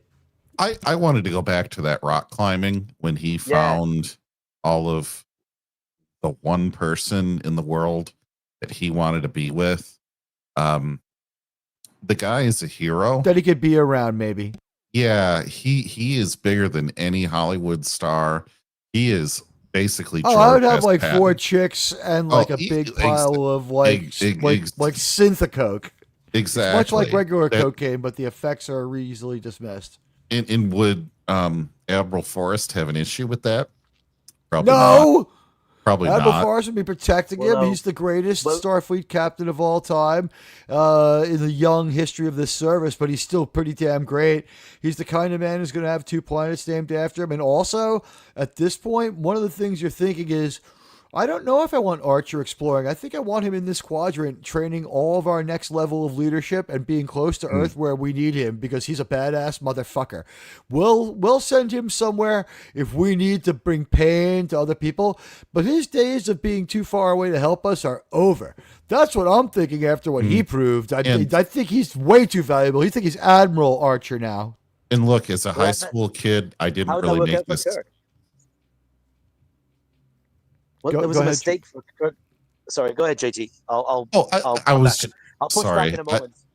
I was just going to say that, when I watched this originally as a high school kid, I didn't put the two and two together, like what fame would actually bring you and all the benefits and maybe some of the bad things that are externalities that would just the gratefulness of an entire planet thrown at you, especially that 36 high schools in North America named after you line, could have literally anything he wants or anyone he wants.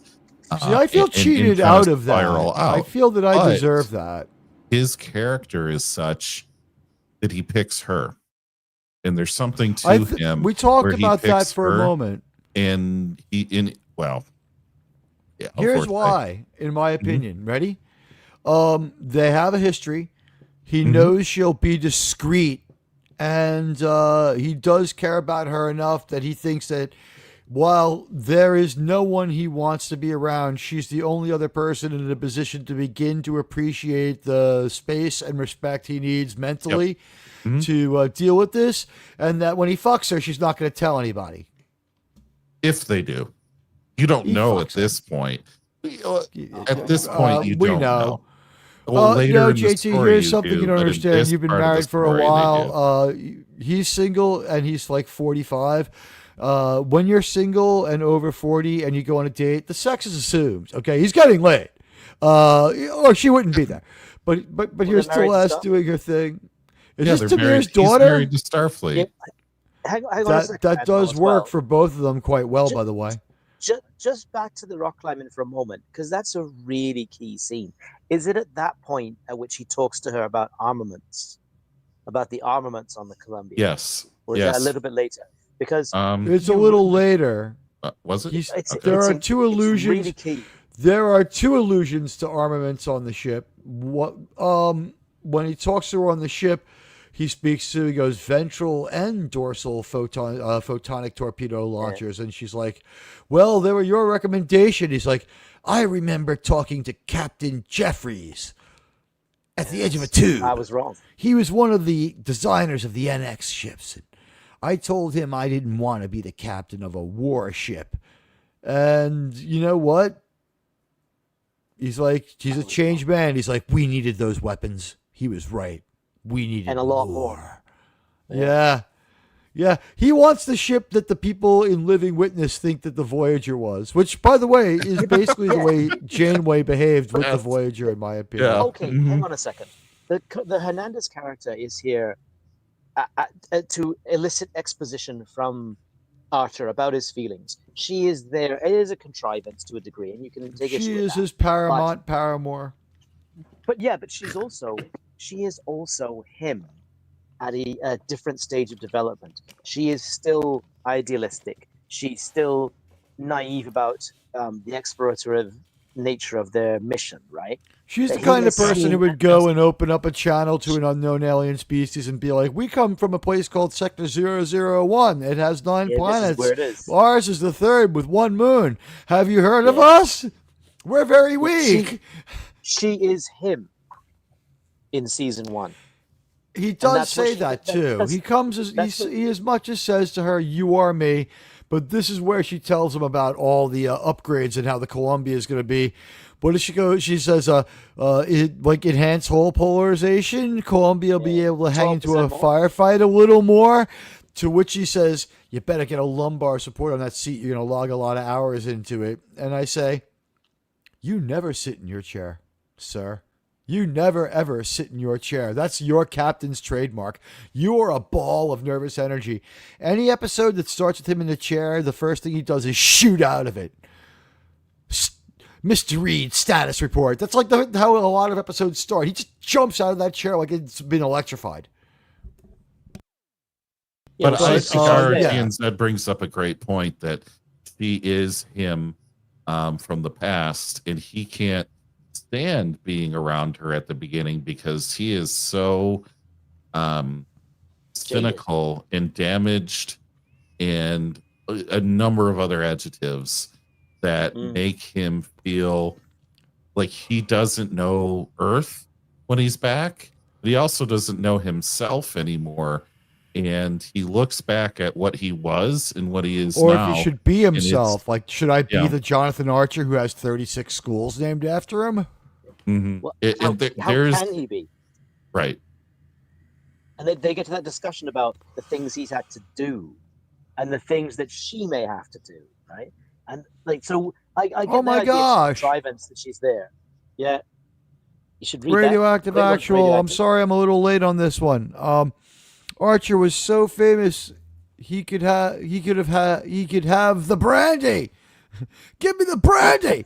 You know what? He could have the brandy. He could have Singer Brandy. She'd be very old at this point, but I mean, if he wanted to, I mean, yeah. What a good wife. What a good wife she would be. Yes, exactly. RTN knows the song. His lady. Don't worry, guys. Our video presentation is coming back. What did you think of Saval's accusations of Captain Archer, or what Captain Archer perceived as his being accused? Thank you, by the way, Radioactive. You too have joined the Q Continuum tonight. We have a lot of people who are being very generous. It's sweet of you all. I really appreciate it. We're going to give you the best, most evergreen Star Trek show you can watch. Slowly becoming the show of record, episode by episode on Star Trek Enterprise. And you know what? Honestly, I've thought about this because we were so off base with our... not so off base, but... we didn't have the right mix and the ultimate crew for season 1. I think I do want to revisit 2 episodes, if not 3, from season 1, one of which is Civilization. I think we have to take another look at it before we move on. Cool. We didn't get a good result on that, and we didn't get a good upload out of it. I want this panel to give its take on Civilization, and I want to make an upload with the skill I have now for it, so we can make our mark on what I think is one of their earliest worthy episodes. Although Broken Bow is good too. And so glad all you guys are here. I hope you're enjoying the beginning of the holidays. So anyway, let's add this to the stage. Saval gets Archer very angry, and Scott Bakula is not pleased here. JT, he's a military man. He's being called out and questioned. You know, this I feel like is par for the course with the Vulcans, and we don't get to see this. But it should have been the impetus for the complete collapse of Vulcan-Terran relations, because Jonathan brings up, Captain Archer brings up the most salient point in this entire debriefing about Shran? is about Shran. Like, look, the Andorians put their neck out for us. You're coming after and trying to break my balls for not rescuing this half-destroyed ship with a bunch of, permanently degraded Vulcans that there was no coming back from. You want to roast me for this, and you piece of shit. You offered no help whatsoever. Not one. I got more help from Shran. Yep, and in the real although world, Saval could have said to him, Saval, as we now know, could have said to him, "Come now, Captain, they stole some very dangerous technology that you just let them have." Well, my whole thing is... and he could say, well, we did get it back. And he's like, they got a really good look at it, Archer. But if Saval had helped, that would have been avoided. Right. If the Vulcans had assisted the quest. Yeah. He actually tried to scare them out of saving their own planet by being like, that's right. We have a highly inappropriate Event Horizon Vulcan horror movie for you to watch, Captain. He's like, the fuck is this? Why are you making me watch this? He's like, you're all going to die if you try to save your planet. Just run for your lives. Give it up now. Come to terms with whatever higher power. Saval is a dick about the attack on Florida. Flee for your lives. The whole thing about this is, what have you done for me lately, right? And the Vulcans have done nothing. This entire show, they have done nothing for Starfleet except for maybe helping the Enterprise on a repair here and there. But we might have had 1 or 2 episodes where they got minorly in trouble. But getting one ship in trouble and helping that out compared to helping someone save an entire planet with your volunteerism, even though it might not have been perfectly pure motives on Tran's part. We'll just say that. I love the moment Captain Archer loses his composure here and yells, "This planet would be a cloud of vapor and rocks if we listened to you." And that's when he has to leave the meeting. He just leaves. I'm going to take a flamethrower to this place. I'm out of order. This whole place is out of order. Sorry. Yeah, but, I mean, go ahead. We already played the Star Trek music. There's no monetizing. This should have been the ever. end of the Earth-Vulcan relationship the way that it was, and it should have transformed it in a unfortunate direction, and Earth should have shifted to Andoria, with Andoria giving the humans field technology, various other technologies, right? And we never see that, but that's how it should have happened. So on the one hand, I loved this scene. I don't think the repercussions were ever really felt. No, but later on in the episode, they restore the relationship because that I would say we have a great moment with them. Yeah, we have a great moment with them where Saval does say, and he offers him his hand, and he shows that maybe like. There might have been a time here or there that he hasn't admitted this, but like at the Vulcan Council, it's like they're a very curious but commendable race in some ways. Yeah, he's giving some guarded praise to these humans here and there. Guarded praise. Here we have that they really could use that. Saval, as far as Vulcans goes, is enthusiastic. Remember, most of them hate this idea. We're going to find out just how much. They've got like Vulcan Prime going on at the same time we have Terra Prime. Speaking of which, a season-long thread about to be unraveled here. Dr. Phlox is thrilled to go back. He's one of the heroes of the NX-01. They saved Earth.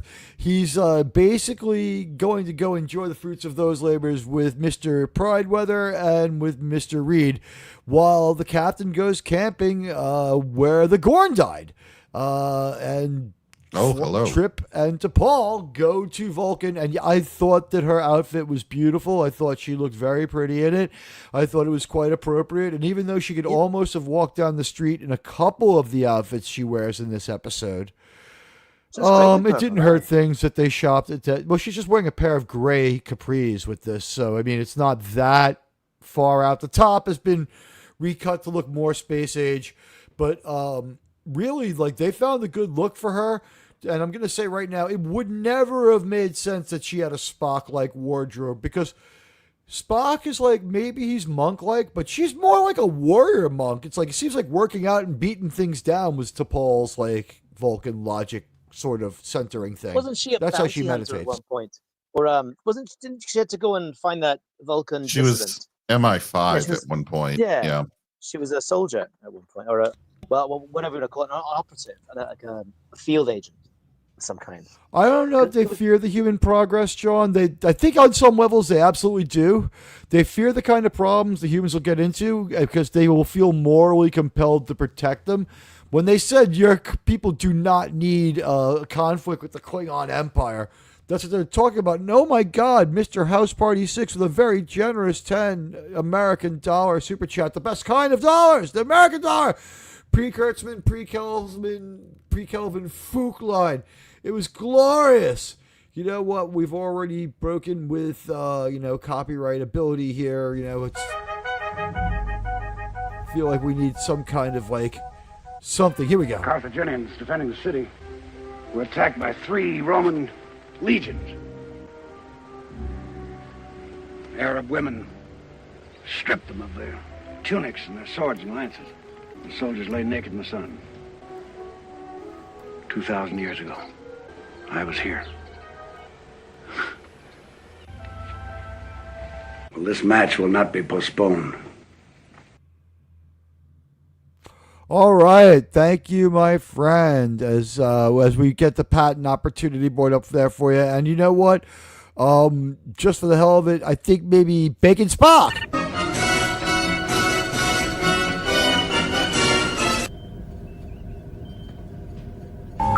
Insufficient sensor data. I thank you so much, and you know what? Let's end off with on a high note. You deserve the ramen music.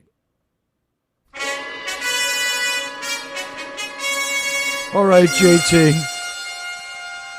All ahead, full speed, Mr. Kirk. Sir, we're intercepting a transmission from the Romulan ship.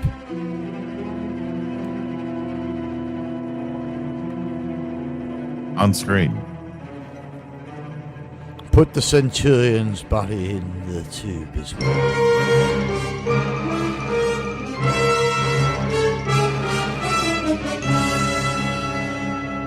I was just looking like that at our RT and said, "What the music?" I don't have as much Viagra in my hair as Anson Mount, but I had a really. It's too bad it's kind of become flaccid, but I had the Governor Newsom hair earlier when I went on the air. That's why I didn't bother putting on my my usual headphones. I'm like, my hair looks too great today. I'm going to show off my Starfleet uniform. You had just left your headphones at the French Laundry. Yeah, you know what? They're with my mask. Yeah. You know what? In the words of Cillian Murphy, have you ever seen my mask? I'm laughing at the superior intellect. All right, let's get back to our story. Anyway, T'Pol takes him home to meet Mom. Mom is a replicant. She is Zora. Harrison Ford had a great time checking her out and loving every single second of it. And Mr. House Party 6, by the way, you are just like the head of the Q Continuum tonight. Thank you so much from the bottom of my heart. We're here to entertain you, and this community, like, we're going to survive. The YouTube apocalypse is coming. They said, what, December 13th? Is that the date? Don't know. They predict the quartering had like a hard date where like everything's going to change and we're all going away. Guys, make sure you're subscribed to me. Make sure you're still members of the community, if you want to be. And also, like, don't lose track of Admiral Teague. And, maybe joining up on Rumble would be a good idea in case there's like problems here.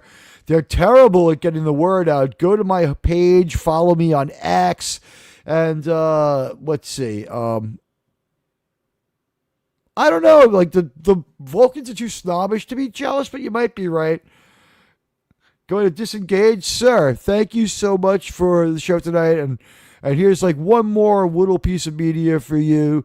It's not from Star Trek. We'll do Star Wars, but you know what? Like let's get that like life of Han Solo that we like to do. It saves people so much aggravation. Where we show Han Solo born very, very dumb, a very, very dumb young man. Then all of a sudden, around 35, he starts wasting people, selling drugs, and getting the chick. Unfortunately, he becomes frozen in carbonite, at which point he is an idiot for the rest of his life. Anyway, let's check it out. This is called Han Solo: A Life. It saves you like $40 in movie money, maybe $60. Approved. One question. You want to live, Spark? Yeah, but this time I've got the money. You tell Jabba. Yeah. Very nice.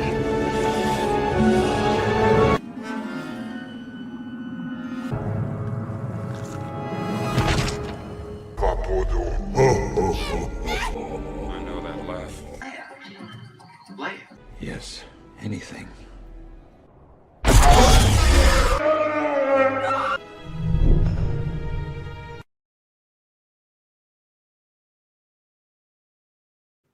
This Admiral, public service. Don't you blaspheme in here. You know what? This public service brought to you by Mr. House Party 6. Thank you, sir. Sir. You showed Thank you so Disney much. Star Wars. Don't you blaspheme in here. I interwove them together to show Blues how for those. Yeah. Yeah. Anyway. You know what? They're in Detroit when that happens, I believe, too. Fake Detroit. Again, people love to cast things in Detroit and won't take the cheap Delta flight to get out here. whatever. It was actually Chicago, right? Is that what we're gonna find out? I think so. By the way, I want to talk to their decorator. Who? I like the nice contemporary look. Question. Nice deck chairs. Great deck chairs. How old is T'Pol at this point? Like 50 or something? Her mom should still look pretty foxy, like a little foxier. Okay. She still looks pretty foxy, but she should look foxier. Home. She brings her boyfriend home and then doesn't check 60. to see when her mom is coming home. Like, they totally were going to bone. She needs to. And then her mom's already home. I'm like, how old do you have to be to figure how to plan this out a little bit better? Maybe you go to the Motel 6, up the street. It just... I mean, my grandmother lived to be 96. I'd like to think my grandmother lived to be 96. I'd like to think that if my mom crashed there when she was 66 with my dad, that maybe sex wasn't on their mind anymore. Maybe they just went to crashed out on grandma's couch. I don't know why T'Pol has a dose of teenage girl rebelliousness here. I guess Vulcan's the first 80 years. Yeah, T'Pol, you've been driving the car again. I told you that, you can't do it on our insurance. I was really expecting Alien Red Foreman to be T'Pol's dad and showing up in this. That's the kind of... Wrong movie. He's in Star Trek 4. He's the president of Earth. Oh, well. Right? Isn't he? Or is it 4? I think he's the president of Earth in 4. Yeah, also so anyway, let's go rock climbing. Voyager, but that's 6. He's the president of Earth in Star Trek 6. And he's Arax in Year from Hell in Voyager. Right. I knew he was in more Star Trek. So, I don't know, Archer, he felt metrosexual that day. He wore his capris. He's talking about his pain. He's having dreams. He's having some issues with the way things have gone since he left Earth. But you know what? He's coming to terms with his pain fairly efficiently, and he's earned this story. She's gonna hit the crazy old Vulcan lady's gonna hit the bell with the hammer. I don't know. Trip is just hey, Miss Tallis, I noticed that you're still fine looking yourself. If things don't work out with T'Pol, perhaps being from Florida and all, dating my girlfriend's mother's kind of in my wheelhouse. Which, by the way, a viable option. She's still pretty hot, but I don't know. I like Trip's chemistry with both T'Pol and Tallis throughout the episode, and I'd like to think that this is maybe who's the extra right there? Oh, that's Mr. Prideweather. No, I'm talking about in the purple. That is I don't know, one of the director's girlfriends. She's pretty hot. You've got the best stills for this episode. She's got the I made sure to get the best still. I have the best stills and words. People tell me no one has better stills. So anyway, I'd like to think that this guy is possibly an Admiral Teague descendant here, where he goes over and he's just Archie Bunker, and they gave him a New York accent, of course, because they had to, and then so he's vistophobic to Phlox, who does his weird face expansion move. We get a little bit of action in the episode. So I have some problems here with this. Admiral, he doesn't have to go to the gay bar. Well, you said that season 3 was a 9/11 terrible, right? Right. And so this season 4 is what happens when your heroes come back, and this is 2002, 2003, and these people that come after Dr. Phlox are supposed to be Americans after 9/11 and being it was too much at the time. Today, because I know it's siphoning into Terra Prime, I'm okay with it. I agree with you though. I really doubt someone would do that kind of crap. I can't see because it either. They would recognize these guys as heroes of Earth. By that figure alone. That is my biggest issue, is that he would be like, You know what? I don't care much for aliens, but seeing as how you're Dr. Phlox of the NX-01, you can have a beer here. Exactly. You know? Exactly. And that still would have introduced the cringe element. Kal-El going old school with a 2-part comment. Let's see. Admiral Teague, 1 of 2. I really like that scene. The loudmouth patron of the bar is definitely out of line, but he's also completely right. I mean, if you meet someone for the first time, no matter, and we'll wait for that comment to come back. Let's see if we can find the guy in the bar. I loved this guy. I thought he was well cast. It's did you know it's actually former New York Giants quarterback Eli Manning?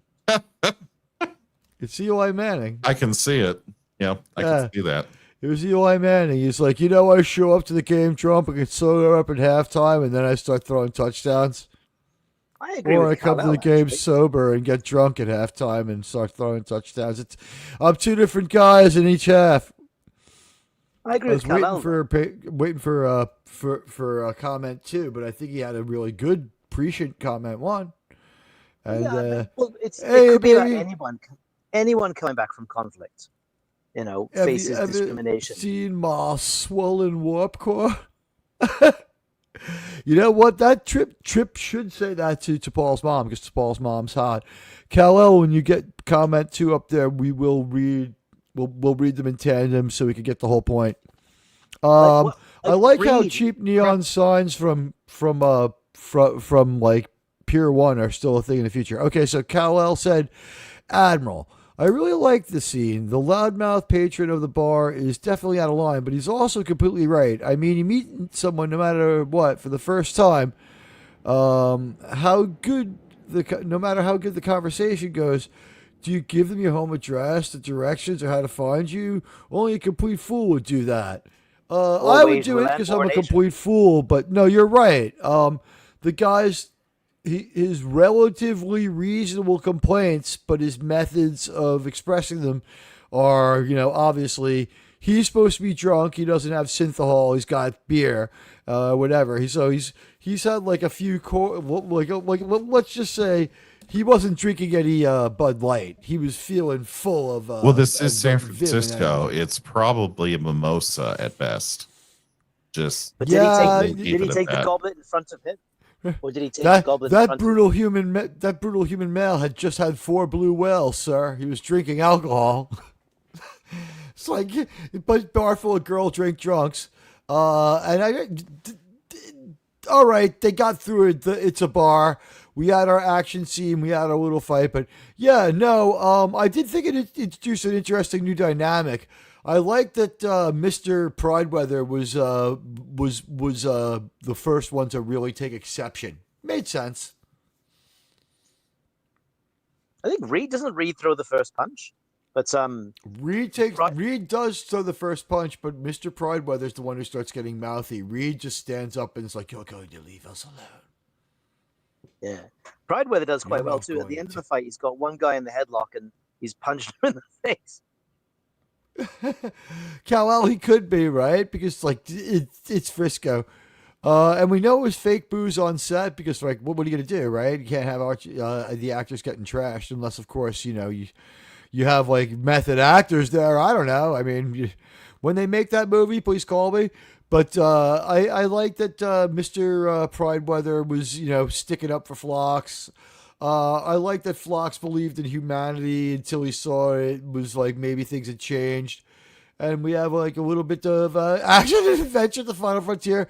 And, the good news here is he went home with this guy. So it wasn't all bad news. The Blue Oyster. And I would, right? Celeste is hot. Scene. It's tiresome. It really is. If she wasn't attractive, and they cast a less attractive actress, this would have been a total snooze, a total bore for people.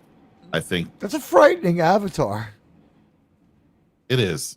I find this whole interplay between them totally boring. We start wandering off into days of our lives instead of keeping this Star Trek. We really do. How else are they going to establish who these characters are without conversation? I don't care about her. Gavin, mom. that is very controversial, sir. I don't care about this woman at all. I don't. Her mom. I do not mind this stuff. T'Pol's story in this episode evolves because of the relationship with her mum and her mum's problems. And T'Pol does the dutiful daughter thing, and Trip does the if you love someone, set them free thing. You know, like those dynamics are driven by the presence of the mother, and you've got to establish the character. And how better to establish that character than to have her talk to someone she would never talk to, usually being Trip. Well, you know what, JT, all of that makes perfect sense. RTN said, I have to differ with you on this, in that I don't think they should have chosen this storyline whatsoever. I don't think it has anything to do with Star Trek. I think that they could have gone to Vulcan and seen Vulcan and had a love story of some sort between Trip and T'Pol, and maybe even the mother could have been in there in some capacity on the periphery. That would have been more soap operatic than what we got. What we got here. There are a few lines that fall. Listen, let's be honest. There's a few moments here where the lines fall soap opera. Like, I've decided to marry Cass. It's just like the lines fall soap opera flat, and the Star Trek music can't save it. The thing is, overall, this innocent story was quite earned by all of us. And them. Like, they're saving a ton of money. They're reveling in that. And Radioactive Action with a $5 US super chat. You know what? It's time for me to use some of the media that Sean. Here we go. Admiral Teague, incoming super chat. Here we go. It says, let me read it here. It says, sir, in a bar fight, they didn't say the Enterprise was hauling Xindi garbage. They said it was Xindi garbage. Oh, that is very good. You can't say that, sir. It's too controversial. Oh, sir. Oh, thank you for the super chat, my friend. That is hilarious. Yeah, you know what? By the way, does anyone... Yeah, I mean... That's great. We've seen, these through lines to TOS. So the TOS themes, chats and discussions are appropriate here, and they're kind of tacking in a lot of TOS directions, and they don't exactly have a bunch of TOS episodes spinning around together, but there is a little bit of DNA from Amok Time here, but it's sort of like Amok Time in this Vulcan culture is like litigation time. Perhaps. Thank you very much. I just Radioactive. Let's leave on screen for a moment. I think we're probably, as a panel, going to have a disagreement on the virtues of this plot or not, and that's perfectly fine. I believe that he wants to negotiate a way to have sex with T'Pol no matter what. It's I believe that he is motivated to have sex with her at least a couple of times, like he's trying to pull off. I don't believe this is full cucksmanship. I believe this is like, he's like, I've got a claim to this. I think I deserve to get laid a little bit here, and then I'm willing to let you go, have sex with this human guy. So, and then she's like, I have a mind sex disease. And he's like, yeah, I'll wear a brain condom. I mean, like, he was overcoming every objection logically, but he was never like the kind of dick that Stan was, and she didn't go full to pring on him, but no one's pon-farring. Also, no one's pon-farring. And we're pre-USB stick of Serac. So we are not going to have the sort of brutal, primitive rituals that more modern Vulcans are going to indulge in about 80 years. So don't ask me why. We go a bit too far in a few places, bending the credulity, but it's not totally ridiculous. Go ahead, sir. I was going to say, maybe it's because back then they hadn't forgotten that the having of a thing is not so pleasing as the wanting. It is not logical, but it is often true. Maybe they need that. Maybe they need to download that. They need to download that. It's in the brain USB they're going to get from Surak. I wish they had gotten a better actor to play Surak, but okay. This guy also, could we have gotten a better actor? Not too terrible, though. Back on Earth, Erica and Archer aren't having a bad time at all, and whatever. And by the way, guys, we're just about to round out the episode because there's not a hell of a lot more to it. I foresee about 10 more minutes of episode analysis before we get into our... There's a whole nightmare sequence. This whole Here's the nightmare thing. sequence with the fist fight. I want and I Archer want flying to off the spend a cliff. little time talking about some of the Star Trek news with JT and you. So Ah, it's all very exciting stuff. So guys, what I'm hoping is in our final hour, we have what I think is the best part of the show. Is when you get more from my panel than you do from me, and you get some of the other great Star Trek minds out there, because I'm the most motivated Star Trek guy here, and Star Trek needs sort of like somebody to go out there and say, get your Star Trek here, come down to the final frontier, come to the watch party, watch Star Trek Enterprise. Remember, are you ready to remember how great Star Trek was again? Which is a line I got from Culture Casino, who I want to send best wishes to. I hope he's on the mend. We love Culture. And you know what? To Paul's outfit here, she could walk down the street like this in 2005. She wearing sandals? Yeah, Yeah, she's wearing, she's barefoot, I think. No, she's wearing She's sandals. barefoot. Is she wearing I white don't know. shoes She's or wearing sandals? No, she's wearing sandals. I'm pretty sure they're If slightly they might be raised heels, not flip-flop much. style sandals. Okay. They're not totally They're very hard to weird see. because she's wearing like this borderline athletic exercise outfit with capris And she looks and great. sandals, and then her mom is wearing like all the way Spock-like down robes. the wrists, ankles, like they're dressing like there's a good 20 degrees Celsius difference. I mean, she's going to visit Saudi Arabia. No, yeah. Right. First of all, to Paul is Just missing the head part. this speaks to something I said earlier. It makes sense to me that DePaul doesn't dress like her mother, and I think DePaul's outfit makes sense for these reasons, and I'm going to give them to you. In the episode Marauders, we saw her teaching martial arts to people, and it was cool, sci-fi, effective martial arts in a fun episode that I enjoyed to a degree, even if it was a little dumb. But warrior and physical fitness sort of centered Vulcan seems to be her thing more than like having like Spock level intellect, or she's not a philosopher.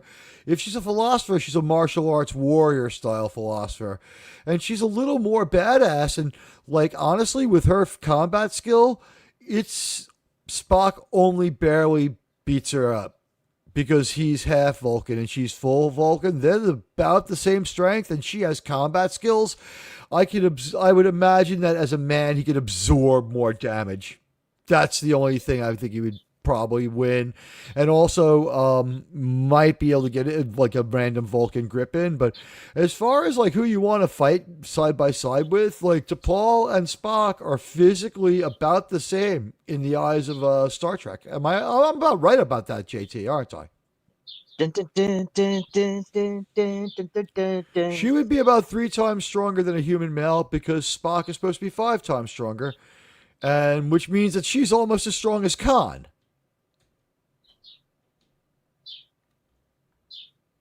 You might be muted. We need an arm wrestling competition for all this. I would like to see one. Here's the thing. To Paul's mom, to Les, is an academic who works at the Vulcan High Council, which is something that's going to go away, which is a problem. But she was a scientist and a researcher who was defamed and kicked out of her job for allegedly being very controversial, while T'Pol was acting out because they couldn't punish T'Pol. T'Pol's angry about this and has a borderline embarrassing moment of emotion, and then we have to realize that there's a whole Vulcan plot about to be rolled out where her proto-Vulcan emotionalism isn't quite as bad as Spock would think it would be. We just have to count on the idea that Vulcans change it inside of like one generation, like within one lifetime, which I guess by the time we get 80 years in the future, half of all these people will be dead. But to Les,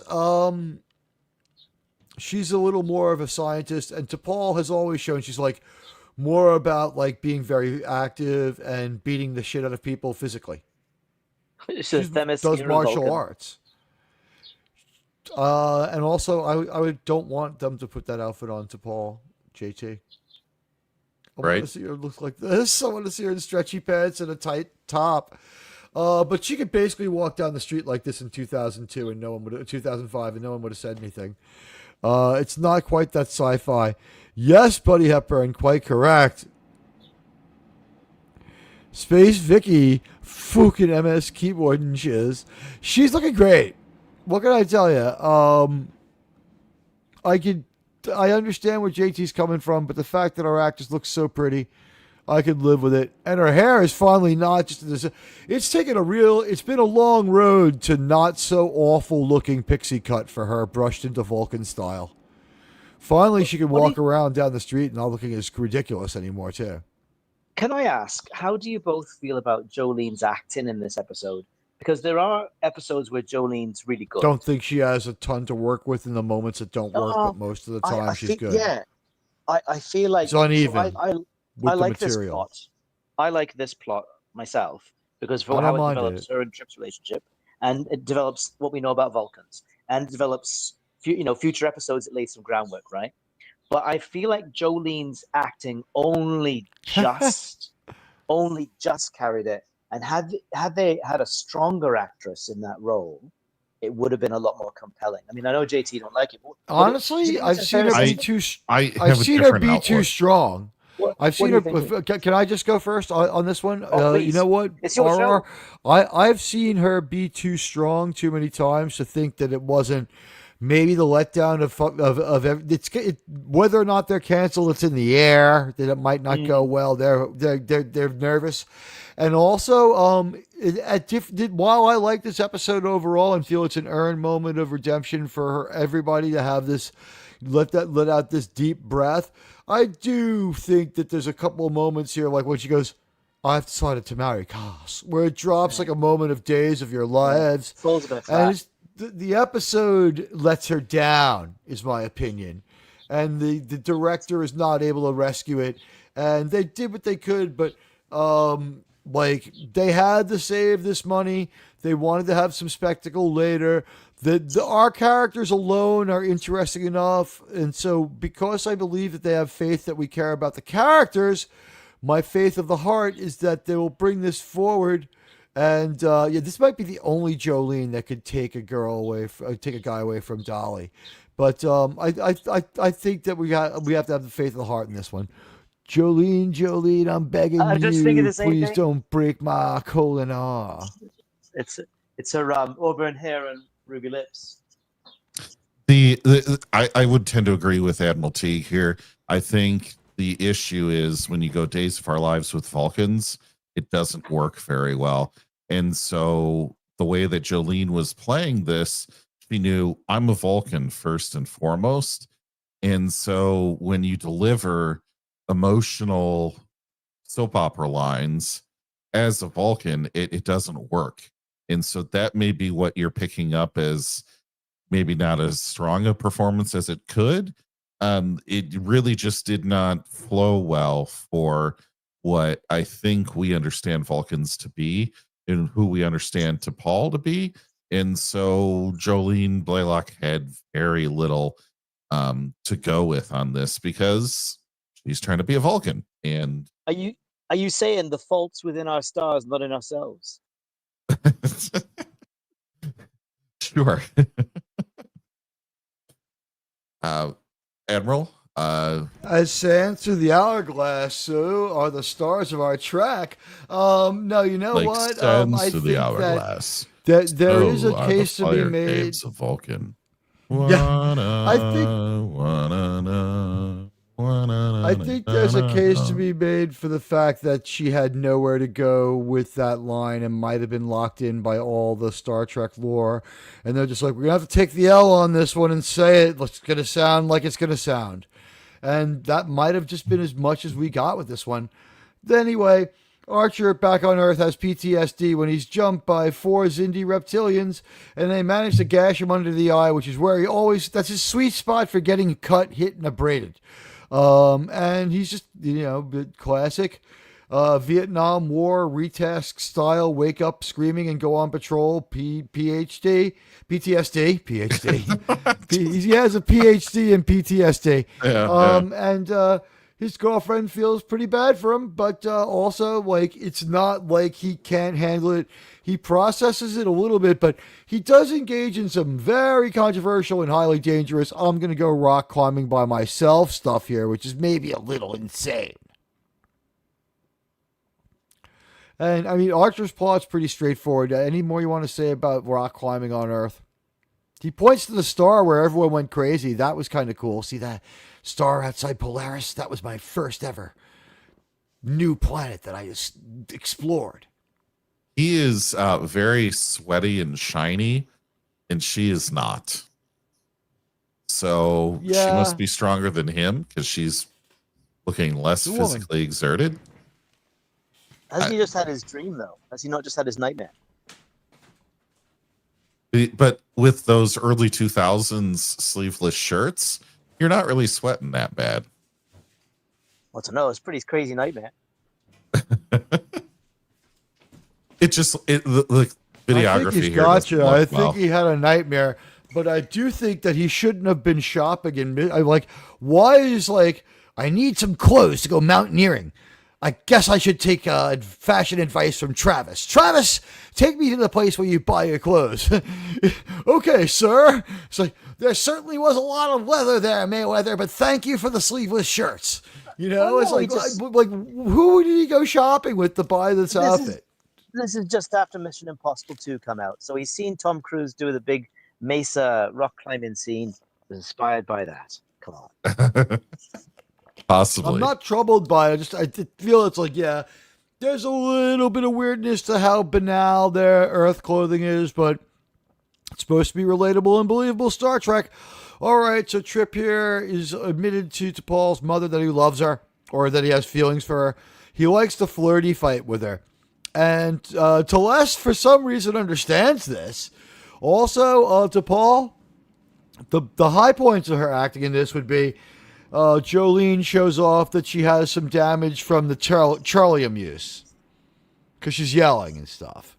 She has no problem yelling at her mom and other shit like that. And now we're going to go to the fire caves of Vulcan, and we're going to have a little bit of Vulcan litigation about this marriage. And oh, by the way, let's have some flirty time back on Earth.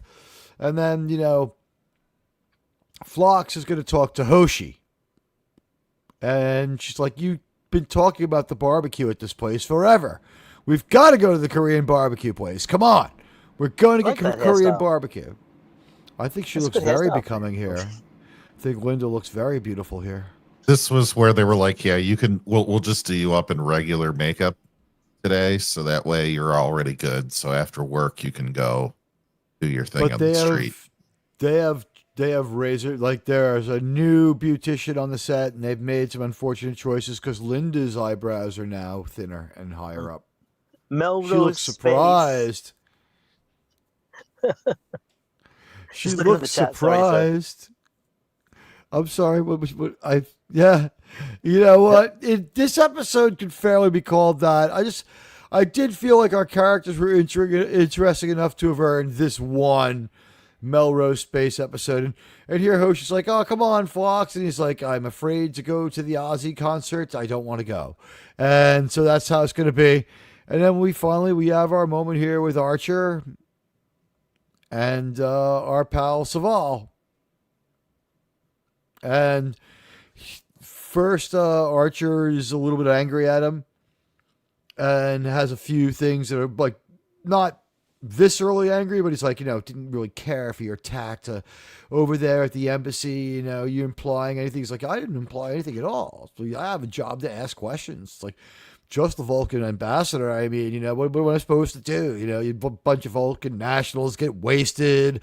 I've got to go answer to the High Council. He's got to go answer to the head of the council. It goes all the way up to the Vulcan Science Council. I've got nothing but Vulcan paperwork to fill out. Archer, I don't mind you. You're okay for a human. And then he says, from what I understand, the Delphic Expanse was going to become unstable space. It would absorb both of our planets. You've saved both of our worlds. You're a great man.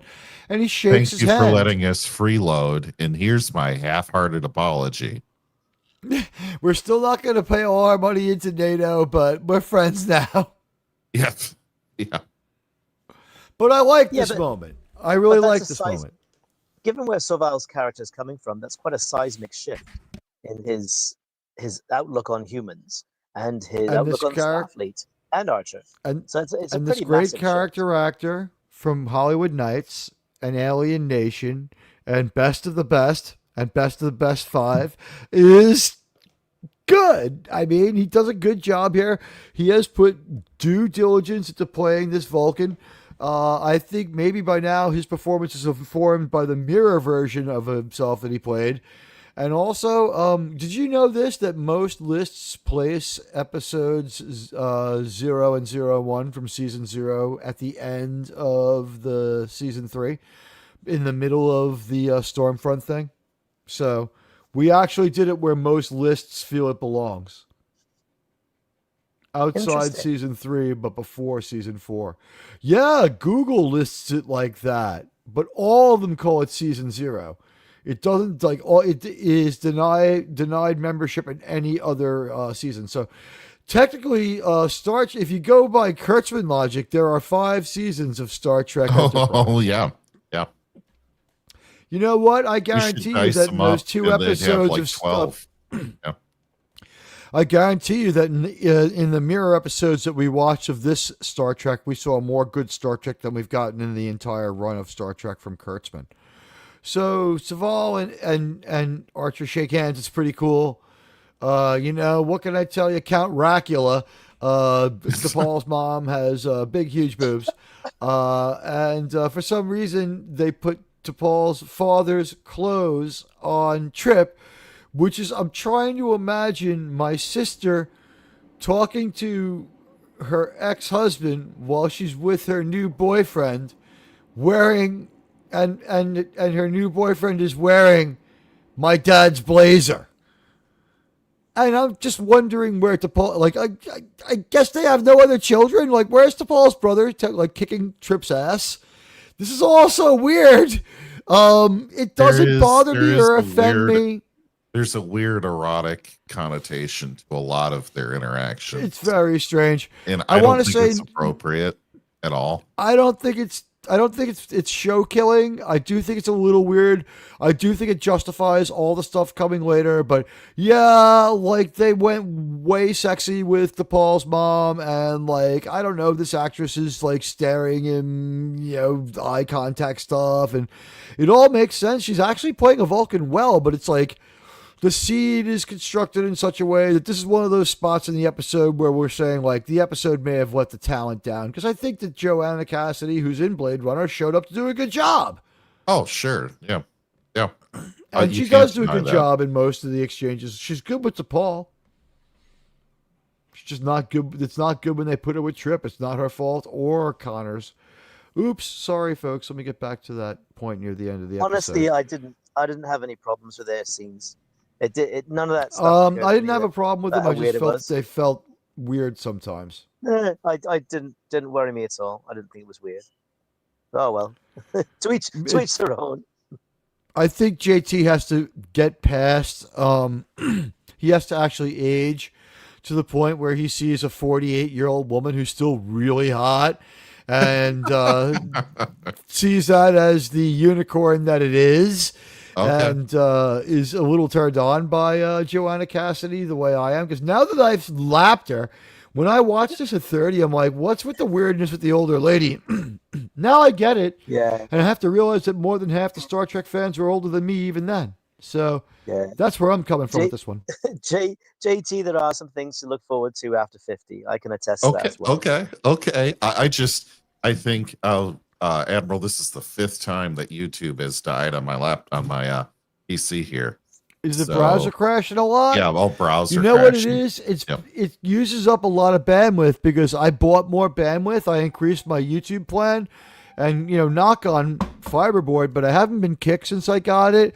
I'm unafraid to go solo now. I spend long times on the air alone again, and it's very freeing. And the other day, yesterday's show, you guys were so amazing and so generous and so nice to me and made me feel so great after a long week. That 2-hour show was really amazing. No, Jerem was here for the first 75 minutes, but then I went for the last hour on my own. And I had confidence in the StreamYards not to freeze up and kick me.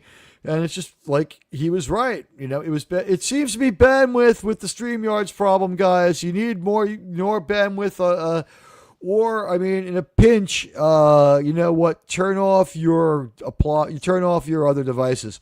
All right, so we have finished with our review of Star Trek Enterprise Season 4, Episode 3, called Home. It was almost me by myself, which would have made it Home Alone, and we are going to grade it now.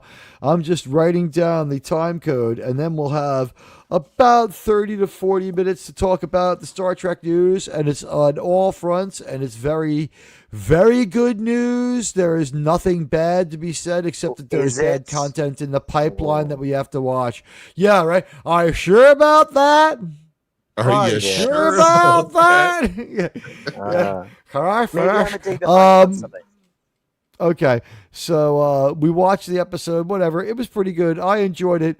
But here we go.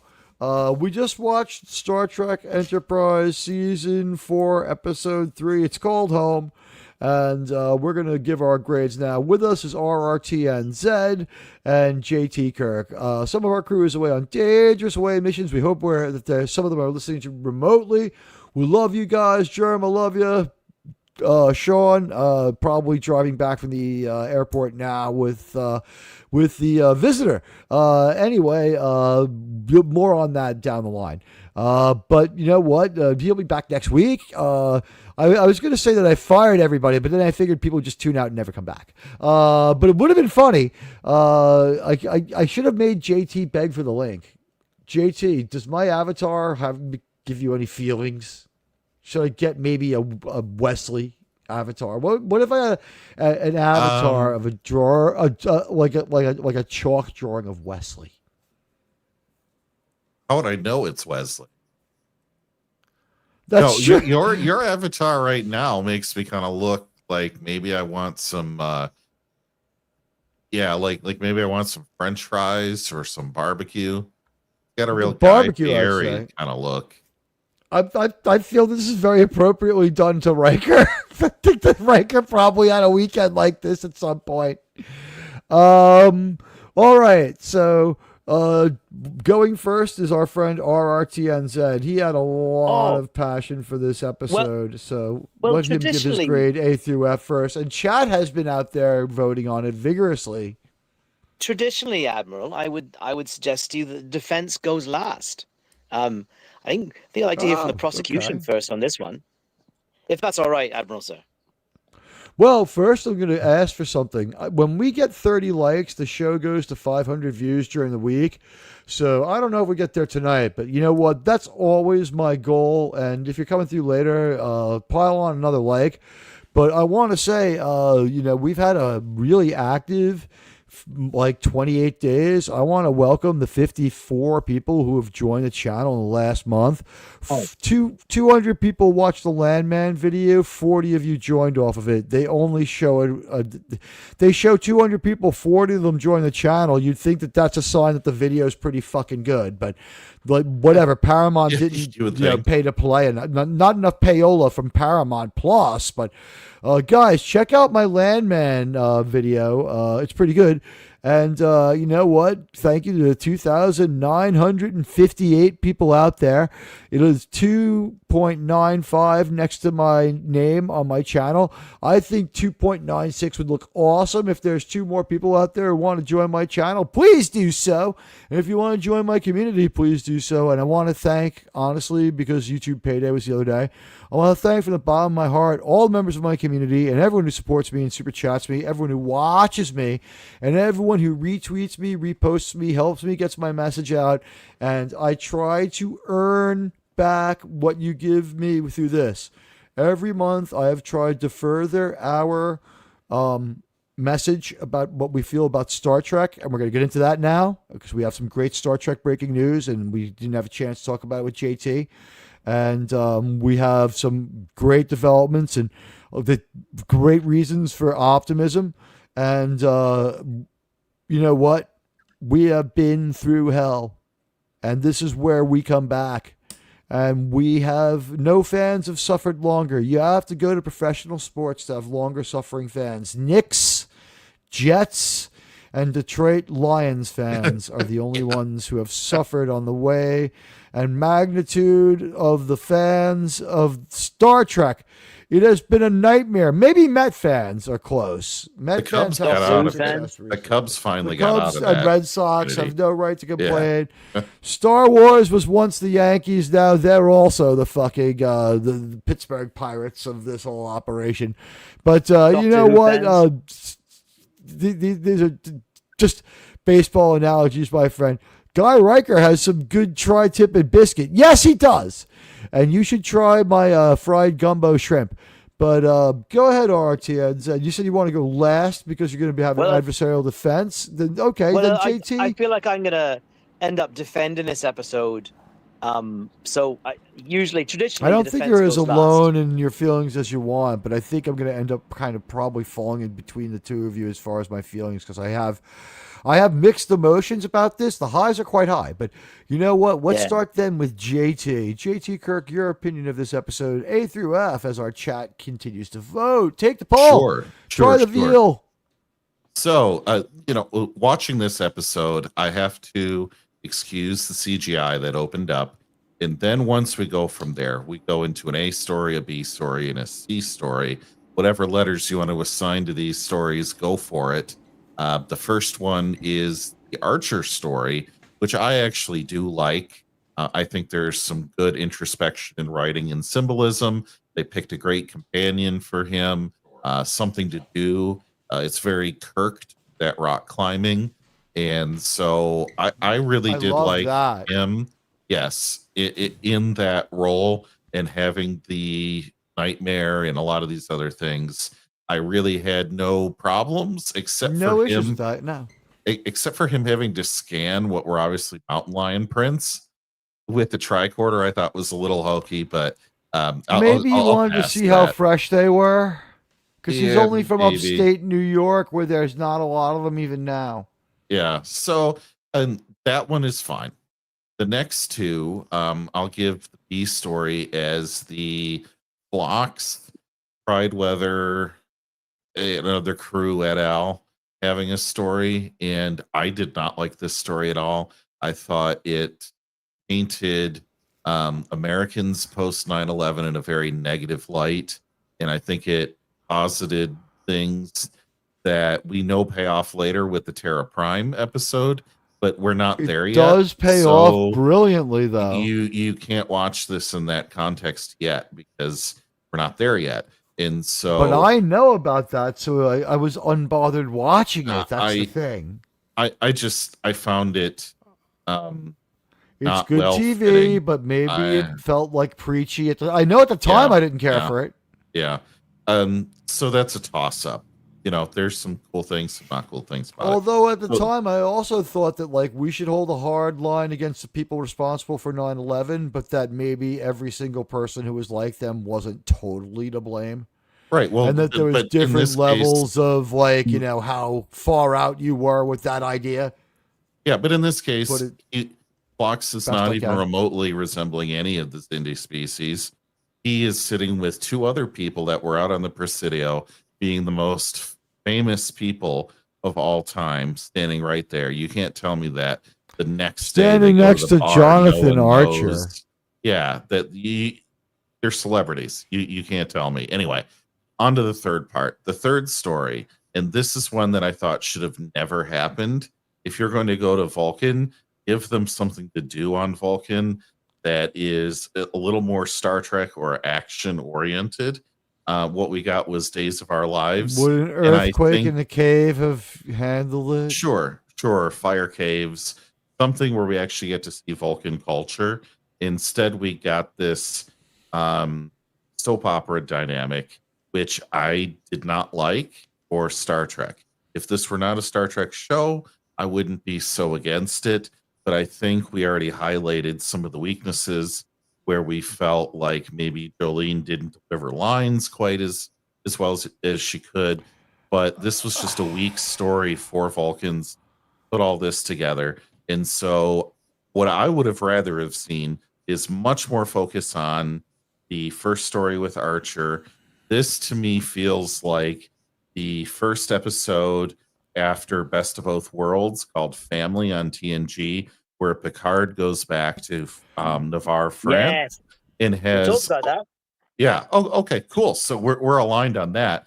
I thought we should have gotten a much more similar episode, more focused on Archer for that, focused more on those storytellings, and then maybe had the Phlox story as a small B plot.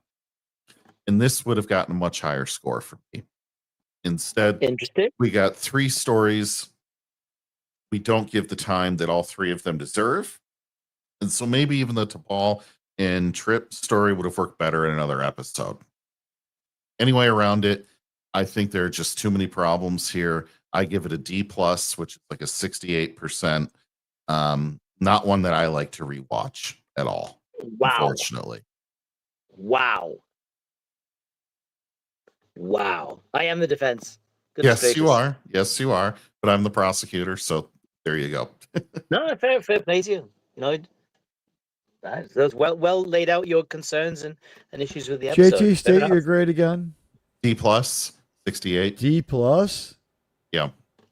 Ooh. Yeah, I really don't like soap opera in my Star Trek. 68%. I really don't. Ooh. How about this, Admiral? Sir. Okay, how about this, Admiral? Side. As you're the flag officer here, I'll go next as the defense. And then as the flag officer, you take on a judicial role and you sum up. So you present your view.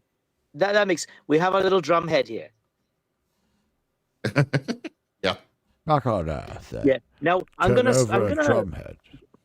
begin the defense of this episode in reference. I mean, JT raised, which we talked about earlier, is that the placement of this episode and the themes explored are and the purpose of this episode is very similar to Family, to season 4, episode 2 of Star Trek Next Generation, which of course follows The Best of Both Worlds Part 2 and is really key, as in it is a 2-pronged approach, as in it's a catch your breath episode after something incredibly exciting, and B, it is a strong character episode that develops those characters in perhaps ways we hadn't even seen before.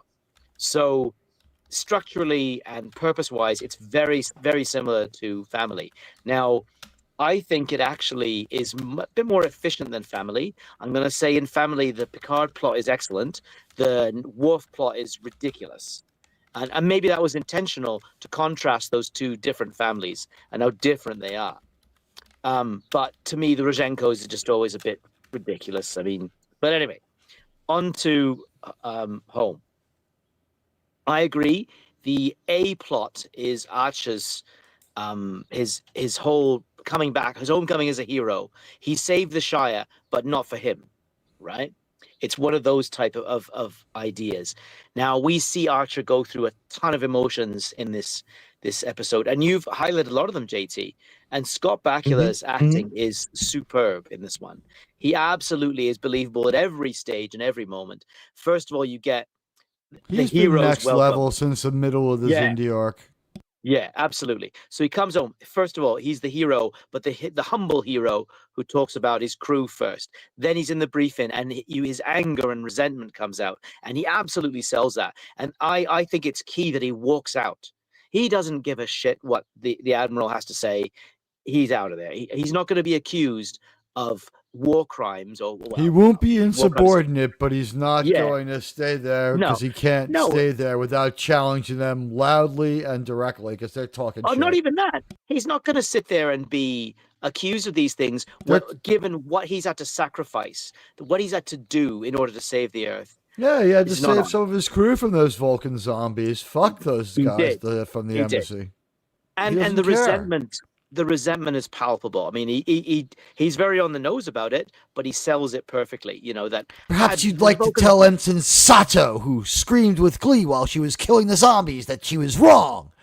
I'll bring her here in front of you. She's pretty good with a phase pistol, though. Maybe you want to keep it to yourself. Ensign Sato, when you killed those Vulcan zombies, did you enjoy yourself? Well, that's Sovalan when I kill Captain. They did nothing. Right? They didn't lift a finger when Earth faced an existential threat, right? So that was great. Then we get on to him and Captain Hernandez looking at the specs for the Columbia, and she asks him to review her choices for a command crew, right? Her personnel choices, and he gives her the benefit of his experience, but of course what comes out is the bitterness. And it's not just bitterness about, that things didn't work out the way he wanted them to, in terms of he wanted to be that naive explorer. And that's who she is. She is him before the Xindi, before a lot of his experiences, even in season 2 with the Klingons, right? The Captain Jeffries Easter egg was lovely. I thought that was great how they worked it in. And their whole relationship, they're talking to each other, what comes out about Archer and the healing he has to undergo, is that pays off all of those things that happened in season 3, particularly damage, right? That he tortured people, he stole from people, he had to do terrible things. And she says to him, "You're a hero." And he's like, "You don't know me. You don't know what I've become," right?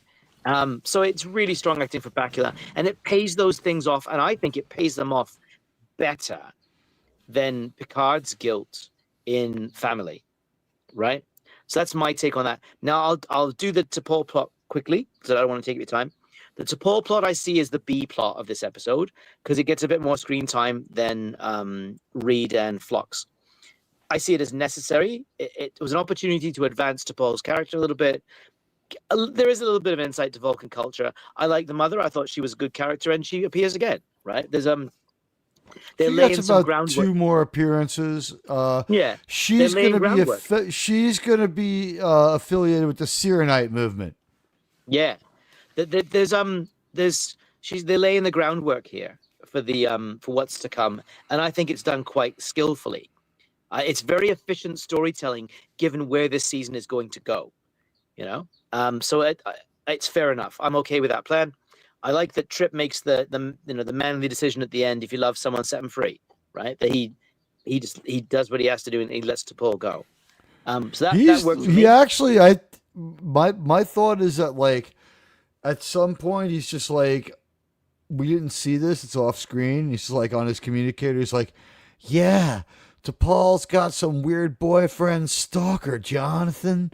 He's like, she's damaged goods, man. I don't know what you see in that chick, It's just like, you need to, like, snap out of it, Trip. Yeah. I don't know. Trip, you're not the guy I knew before you got whipped by T'Pol. Well, that sets up another plot point, though, a character point, whereas Trip takes some work leave and goes to work on Columbia for a bit, right? So this is setting up other things through, like, it's not just isolated stuff, it's setting things in motion, right? That will be paid off. And then finally, what's weird about him being on the Columbia is he has such a, like, one of his true norths all the time has been that he's extremely loyal to and extremely, like, bro. There's like a bromance between him and Archer. And, like, now he's on the Columbia working for Archer's girlfriend. It's like, does he just want to fuck female Archer? Well, I didn't get that myself, but I didn't get that. No, me they're neither. Too much the same. But yeah. All right. But the C plot. I'm almost done. The C plot, we've got Reed and Mayweather and Phlox and Hoshi dealing with alien prejudice. Now, what I really like is that whole plotline starts with Reed saying, in this day and age, amazing to think it's in this day and age, given that we're living in Roddenberry's, we're almost at Roddenberry's utopia, right? Where we've put our bullshit aside and humanity's working together, right? So it's shocking that xenophobic feelings there's come a up. few throwbacks. Yeah, I like that. And I because you see things through the lens of being American. You see things through their American lens. I'm not. So I didn't take from that it was a reference to soldiers returning from Afghanistan or wherever. I just took it as soldiers returning from conflict in general. I mean, it's like Rambo. He faced discrimination when he came back from generalized Vietnam. enough, just that the American writer's example was mostly Vietnam because no one had really come back yet from. But it's set in San Francisco, so you can't escape that. It would have been weird if they were a pub in Shangzhou, China. Oh, that's quite odd. That's where they would go now. Yeah, that it wouldn't. It isn't a big issue. I thought the only goofy part was Flux's blowing his face up. So And I like that his friends stood up for him, and that the idea of xenophobia is paid off later as well. So just my really quick, grade for this Susan episode. Dolan is leaving. Yep. Let me just sorry, say Susan. goodnight, Susan. Good night to you, Susan Dolan. We love you. You're the best. I missed you by a few minutes, though. I gotta start paying more attention. Oh no. Go ahead. Sorry, Susan. Desperately seeking. Anyway, but yeah. So my grade for this episode is actually the opposite of JT Kirk. It's going to be an A, because I think it blends a little bit of melodrama, but with real drama. Some great performances, particularly by Bakula, and it pays off things that were set up in the past and sets up things that will be paid off later. So I think this is a necessary episode, because we need to catch our breath after Stormfront and season 3's climactic ending. We need a catch your breath episode. It does a ton of work. It's very efficient. Maybe some performances at some moments let it down. A from me. A for you. The defense rests, Your Honor. The defense All rests. right. Hey, do you want to give it a percentage grade, a number grade? Oh, well, you think our grading system here It's a 90? is different than yours. So yeah, A so my is 85. A minus is 80. Is 80 to 80, 81, 80 to 84 is A minus. A is 85 to 90. A plus is 90 at 91 and above. All right, So I'm giving it an 85 and a US 90, and Sean can do the math. I guess he'll give it an 80, somewhere between 87 and 89 seems to be where it always lands for us. All right, my turn. All right, woo! Well, JT gave it a D+. RRTNZ gave it an A. I'm going to be honest with you. This episode had some stuff to love in it, and it had the payoffs in it. The CGI didn't pull me out of it. I thought it stayed within the realm of what they could do. Also, those shots were a lot briefer than when we froze them and let you look at them for a long time. They got away. They were cognizant of it. It was well-paced episode, except for when it wasn't. It stops dead like twice. There's a couple of weird things about it. We're going to take a turn into Vulcan mysticism and the Vulcan, mind and the Vulcan, outlook, where they're going to find out that they have some Vulcan Dead Sea Scrolls and are going to tell them a bunch of stuff about themselves that maybe they're doing it wrong. It's going to be the way that this series copes with and squares up with why Spock's Vulcans are not fundamentally, but 25%, maybe, I don't want to use that term. How about 15% different from these Vulcans, and how we've got Vulcans lying, but Vulcan vanity and stuff like that we've seen around a few times, especially over intellectual stuff. So, you know what? These Vulcans, they pretty much made sense the way you would expect them to. And I thought that, in context of this show, the Vulcan side quest could have been worse. Yeah, a couple of those lines hit me like a barbell on the foot. Oh, Susan, you're still here. I wanted to say goodnight to you. I'm glad you're around so I could say it. I'm so sorry I was late on responding to the comment. So, while the episode did have some payoff and was the payoff I wanted, it wasn't when I wanted it in the series, even though I understand why it had to be where it was. Watching it now is watching it now. It feels the way it feels. I can only speak from my heart. You know what? I give this episode just like an even B. I give it an even B. It's a B. It could have been worse. It could have been better. The mountain climbing didn't bother me. A lot of people would go a lot harder on it, such as my friend JT. Other people might feel that it was a good episode. RRTNZ pointed out that it was a good episode. I'm going to say this. There was D plus and F stuff and A stuff floating around in this episode. And it was it was up to you whether or not some of the soup was so gross that you didn't want to eat any of it, or if you want to pick through it and take some of it. This was not an episode that I felt dragged or hurt Star Trek. It was just, you could make an argument that the soap opera element might have been slightly out of place in Star Trek, but we have now I described on Friday when I explained the Star Trek news that we'll talk about and kick around, that Gene Roddenberry is a force of nature, and he's a cone of certainty, that he comes out of nowhere and like he forms in the Caribbean and he rolls up the East Coast, and we know almost exactly where he'll hit in Florida. And we know exactly where it's going to roll up the coast. And when it hits North Carolina, we're still sure. But then it's like, will it hit D.C.? Will it skip New York and hit Boston? Will it make landfall again in New York? Will it skip across Long Island and devastate the East End? You know, like, we don't know. Will the whole thing just go out to sea and like end up in England? Like, we don't know any of this stuff. And after a certain point, and I think Enterprise is the end of the Star Trek cone of certainty. So even though it's still Star Trek, we're like on one edge or the other almost all the time of the Star Trek cone of certainty, because we're so far away from our inception point in 1966, where just about 30 years later, like 40 years later, as we get to 2004 with this show. You know, it's been a long road, many movies. Sometimes you're a little locked in. I think that some of the problems and mistakes were the respect in the show.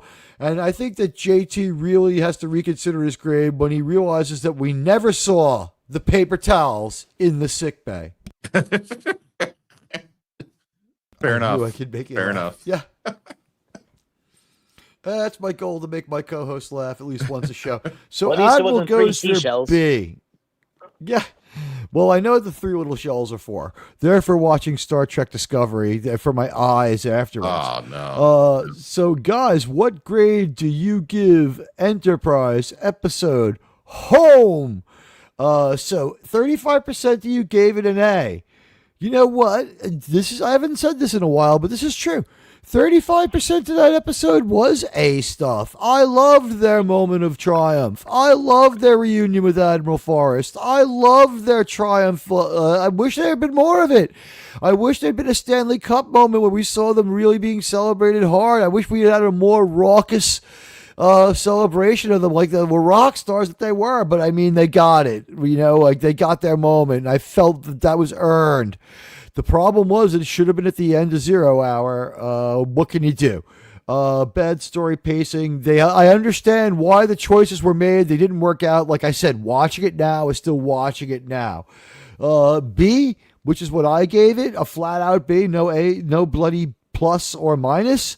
50% of you gave it that. You know what? About half of this episode resided in solid B territory. It was fine.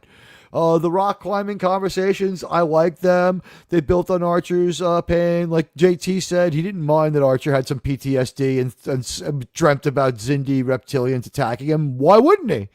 My father went to war and probably was haunted by the idea that he fought too. I mean, you know, I imagine like nightmares and vivid dreams of trauma. Even I've had them, and I've never been to war. Although I guess that one day I did see war on 9/11, but thankfully not that close, thank God. But you know what? And then like C, 10%. There was like 10% of stuff that was C because it was the DF stuff that floated to the top. There was DF 5%, maybe a little more. Might have been like 10, like 8 or 9%, like D or F in there. It wasn't quite 10% of the episode runtime. There wasn't 4 minutes of Drek in there. But there was like 2 minutes that were just like, I've decided to marry Koss. Oh. It was just, I was weary after hearing that. I didn't want to, I was glad that the next moment, like the episode moved forward a little more. And I guess JT said it, like an earthquake in the fire caves might have helped this one out. Some sort of existential threat that they could work against. But you know what? The analogy with the humans being a little bit intolerant, here's why I don't mind it. It's still Star Trek. It's still idealized. It was a little too close to the mark at the time, but I'm watching it now. So as a person watching it now, I struggle within my belief system, which is being Catholic, where you're supposed to love your enemies, I have to ongoingly confess that I cannot forgive the people who did 9/11. I have a lot of hatred that I guess I have to continue to ongoingly confess. But that's the good thing about that is that no one has ever told me it was abnormal or weird or I should feel bad or do anything but say one or two prayers over it. So I think it's also within the cone of certainty that you would feel that way. So when they want to touch on that, it was too raw at the time, and now, like I've had a long time to think about it, and my mind's made up. But these stories about it that suggest that I think about it more, like now I kind of saw the guy who was xenophobic as maybe he was more just like, it was a story about like cruelty versus vigilance, because he makes a case for vigilance, but then he exceeds it and goes too far by being violent. Like, it's all well and good for someone to think that they disagree with someone like Charlie Kirk. But if you're a civilized human being, you want someone who believes what you believe to go to a place where debates are welcome, like where Charlie Kirk went to, like a college campus, and to meet him in a even debate and best him. That's what you want if you're a human being with any sort of real, sense of dignity or sense of humanity.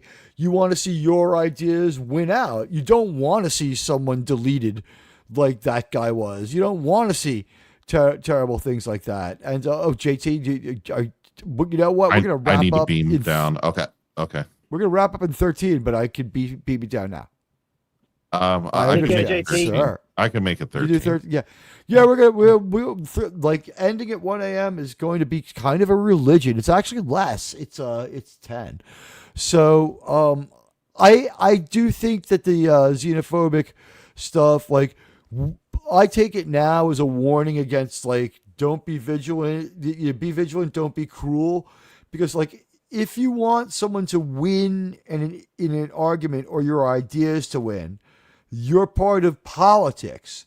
But if you pick up a phaser and start firing it, you have become like a criminal and outside of politics.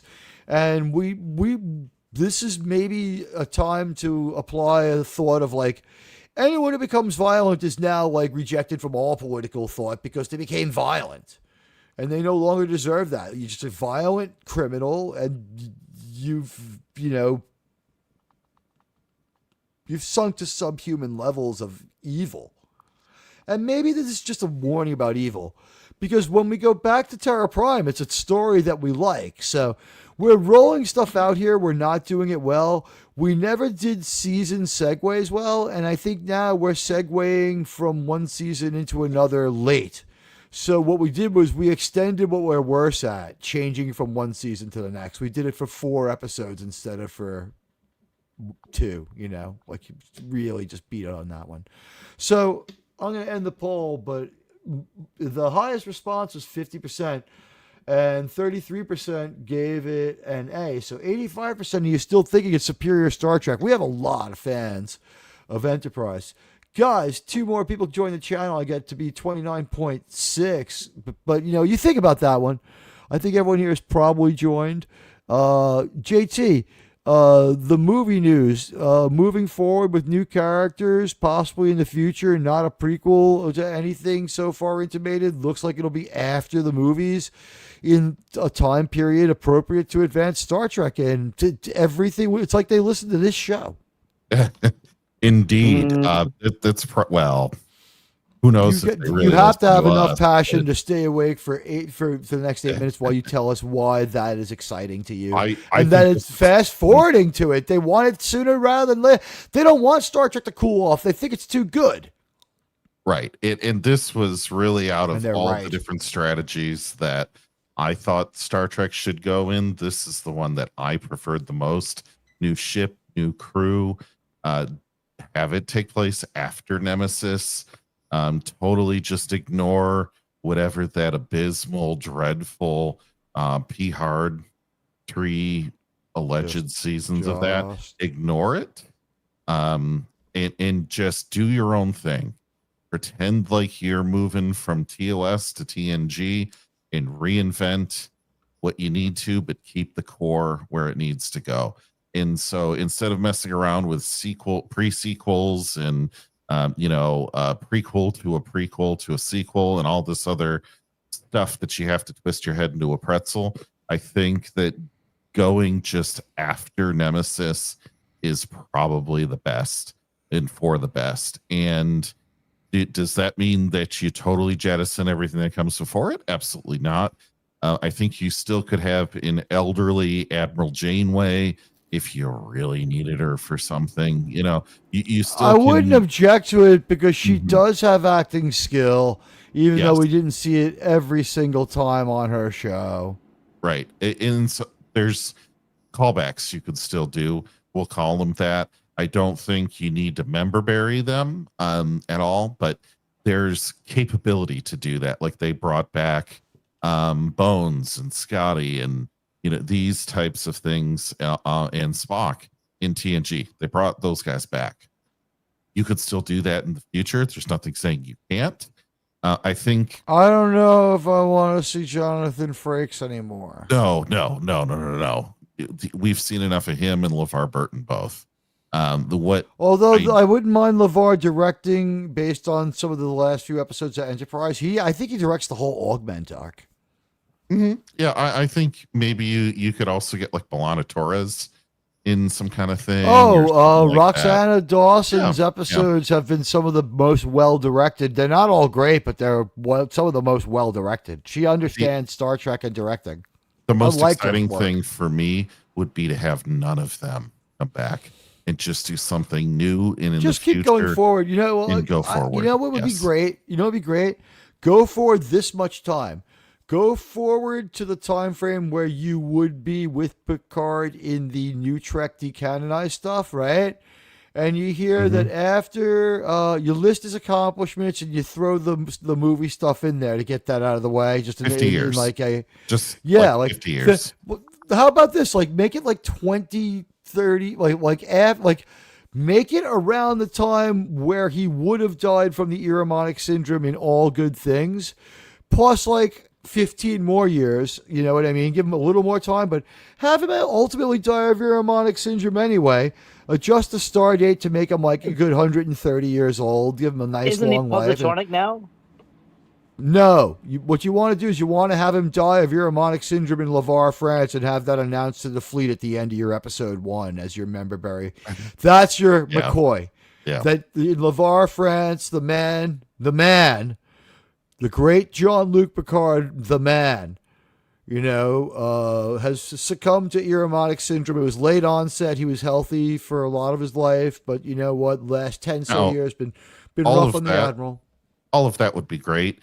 There's something in me that says I want him to go like 100 years in the future. So that way Tuvok. How about 900? That way Tuvok could not be present. Earth could have a big star base where the government was, and we could have Tilly there, and we could have a school there. Fuck that.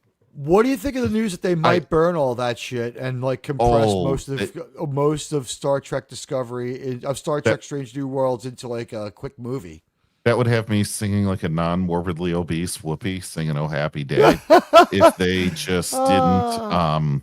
If they just did not release any of it. I don't see an upside for them to release any of that. Buy it so no one else can show it. Burn that fucking puppet show. Right. Burn the puppet show. I think there might be room for them. Oh my God, Wes Cagle. I'm not a financial expert. I think there might be room for them to write all that down. Wes Cagle, sir, I almost asked you to jump in here as co-host, but after a while there, I was like, you know what? I'm going to throw fourth and longs people who haven't done it with me before and see what happens.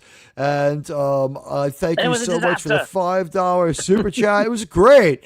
And Wes Cagle is a great co-host, and he will be on the panel. I didn't want to impose on you because the Saturday panel, you need a couple of days to think about that one. It's a big time commitment. You got to watch the episode if you haven't seen it. And if it's last minute, I didn't want to like ask Wes Cagle to do a 5-hour thing. I was totally prepared and kind of excited to come on here alone because, like I said, ever since I fixed the bandwidth on my internet and like cranked it up just a little bit more, which, oh God, the money they charge you. Like everything works just fine. And I don't think hey, Trek reviewer, my friend. But like, thank you so much, Wes Cagle. Wes Cagle will be back with us during the week, where sometimes we have an intense talk show and other times we stream for vengeance. But again, you guys are the coolest and the best community. I look forward to seeing all of you. And I would just say, Wes Cagle, thank you, sir. Do we have some quick video for RRTNs? You know, we could put Sydney Sweeney up there. As I ask, JT, what are you doing this week? Is there Mark D with a C is going to do some geekery tomorrow night? He should or be later on tomorrow tonight. Night. Well, yeah, later tonight. Mark D with the C will be back around. You might see me on there, maybe. Who knows? Question mark. That's for you to find out. And then Tuesday we should be having a show with Dadman Walking 55 talking sports ball. And then Wednesday, the comic show is on hiatus to family travel for American Thanksgiving. Yeah, I think this American Thanksgiving is going to like affect the next 2 weekends, but the people who came here have appreciated the Star Trek so much. And you know what? You're here. I'm Admiral the White, and I come back to you now at the turning of the tide. It's all uphill from here, lads. We've seen the worst of it through. There might be some bad Star Trek in the pipeline, but there's a chance they burn it. You know what? I didn't make a video on it because we've been reporting on it live, but I had to go live on Friday to address it. And you guys are just the best. I hope for all of you who are traveling, you are very safe. And I hope for the members of our crew who are traveling or doing other things that they are also safe and well. I thank all of you. And I want to just say over on Rumble, Vic Fontaine, hello, sir. I should have said hello earlier, but I throw the Rumble up there just for my buddy Vic Fontaine. He loves Star Trek that much. No fan left behind. I hope if YouTube does something weird and catastrophic December 13th, like people are saying, you won't leave me behind. But you know what? It's 1 a.m., which means that we have to play there's a certain ritual. You know what? Here is the first piece of video. Incoming Sydney Sweeney video. Set burners to full. Lubrication supply sufficient for projected fapping level. Paper towels to standby. Turbo lift door secured and locked. Wives and girlfriend interruption probability at 12%. You may commence masturbatory action at any time. You know what? Tomorrow night we're back. First at 7 at Gerbs and then at 8 at mine. Or I might run the watch party and the show Watch the Pin Post in the Landman Live, our most popular show, where Radioactive and Krimlon and Resolute Germ will join me. Until then, I want to thank everybody who's been here. 1 o'clock is upon us. I want to just bust out of here. Buddy Hepburn, thank you for being the greatest mod ever. And everybody, thanks, buddy. I have loved talking with and hanging out with you. Saving Star Trek is brought to you by the vision of Genius Gene Roddenberry, the love of fans like you, and the financial generosity of donors like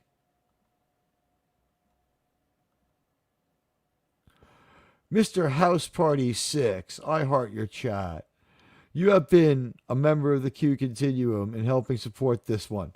The Dead Man 79. Thank you, the Dead Man. Mr. House Party, honestly, the way you've helped me get the message out, I really appreciate it. Radioactive, with great generosity. Thank you so much, Radioactive. Wes Cagle, but with not one, but two super chats. I didn't see the second one here. It's coming in late. Yes, happy Thanksgiving to y'all. I'm a breast man myself. It's my favorite part. It's my favorite Enterprise. It's my favorite part of the Enterprise Starlet. Oh, sir,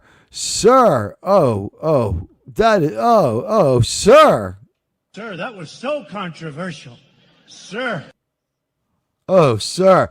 I want to thank all of you for supporting the show. We're going to survive whatever happens. We're going to survive. We're going to live on. We will not go quietly into the night. We'll show you Xindi Sweetie and then go into the night. Bye, everybody. We love you all.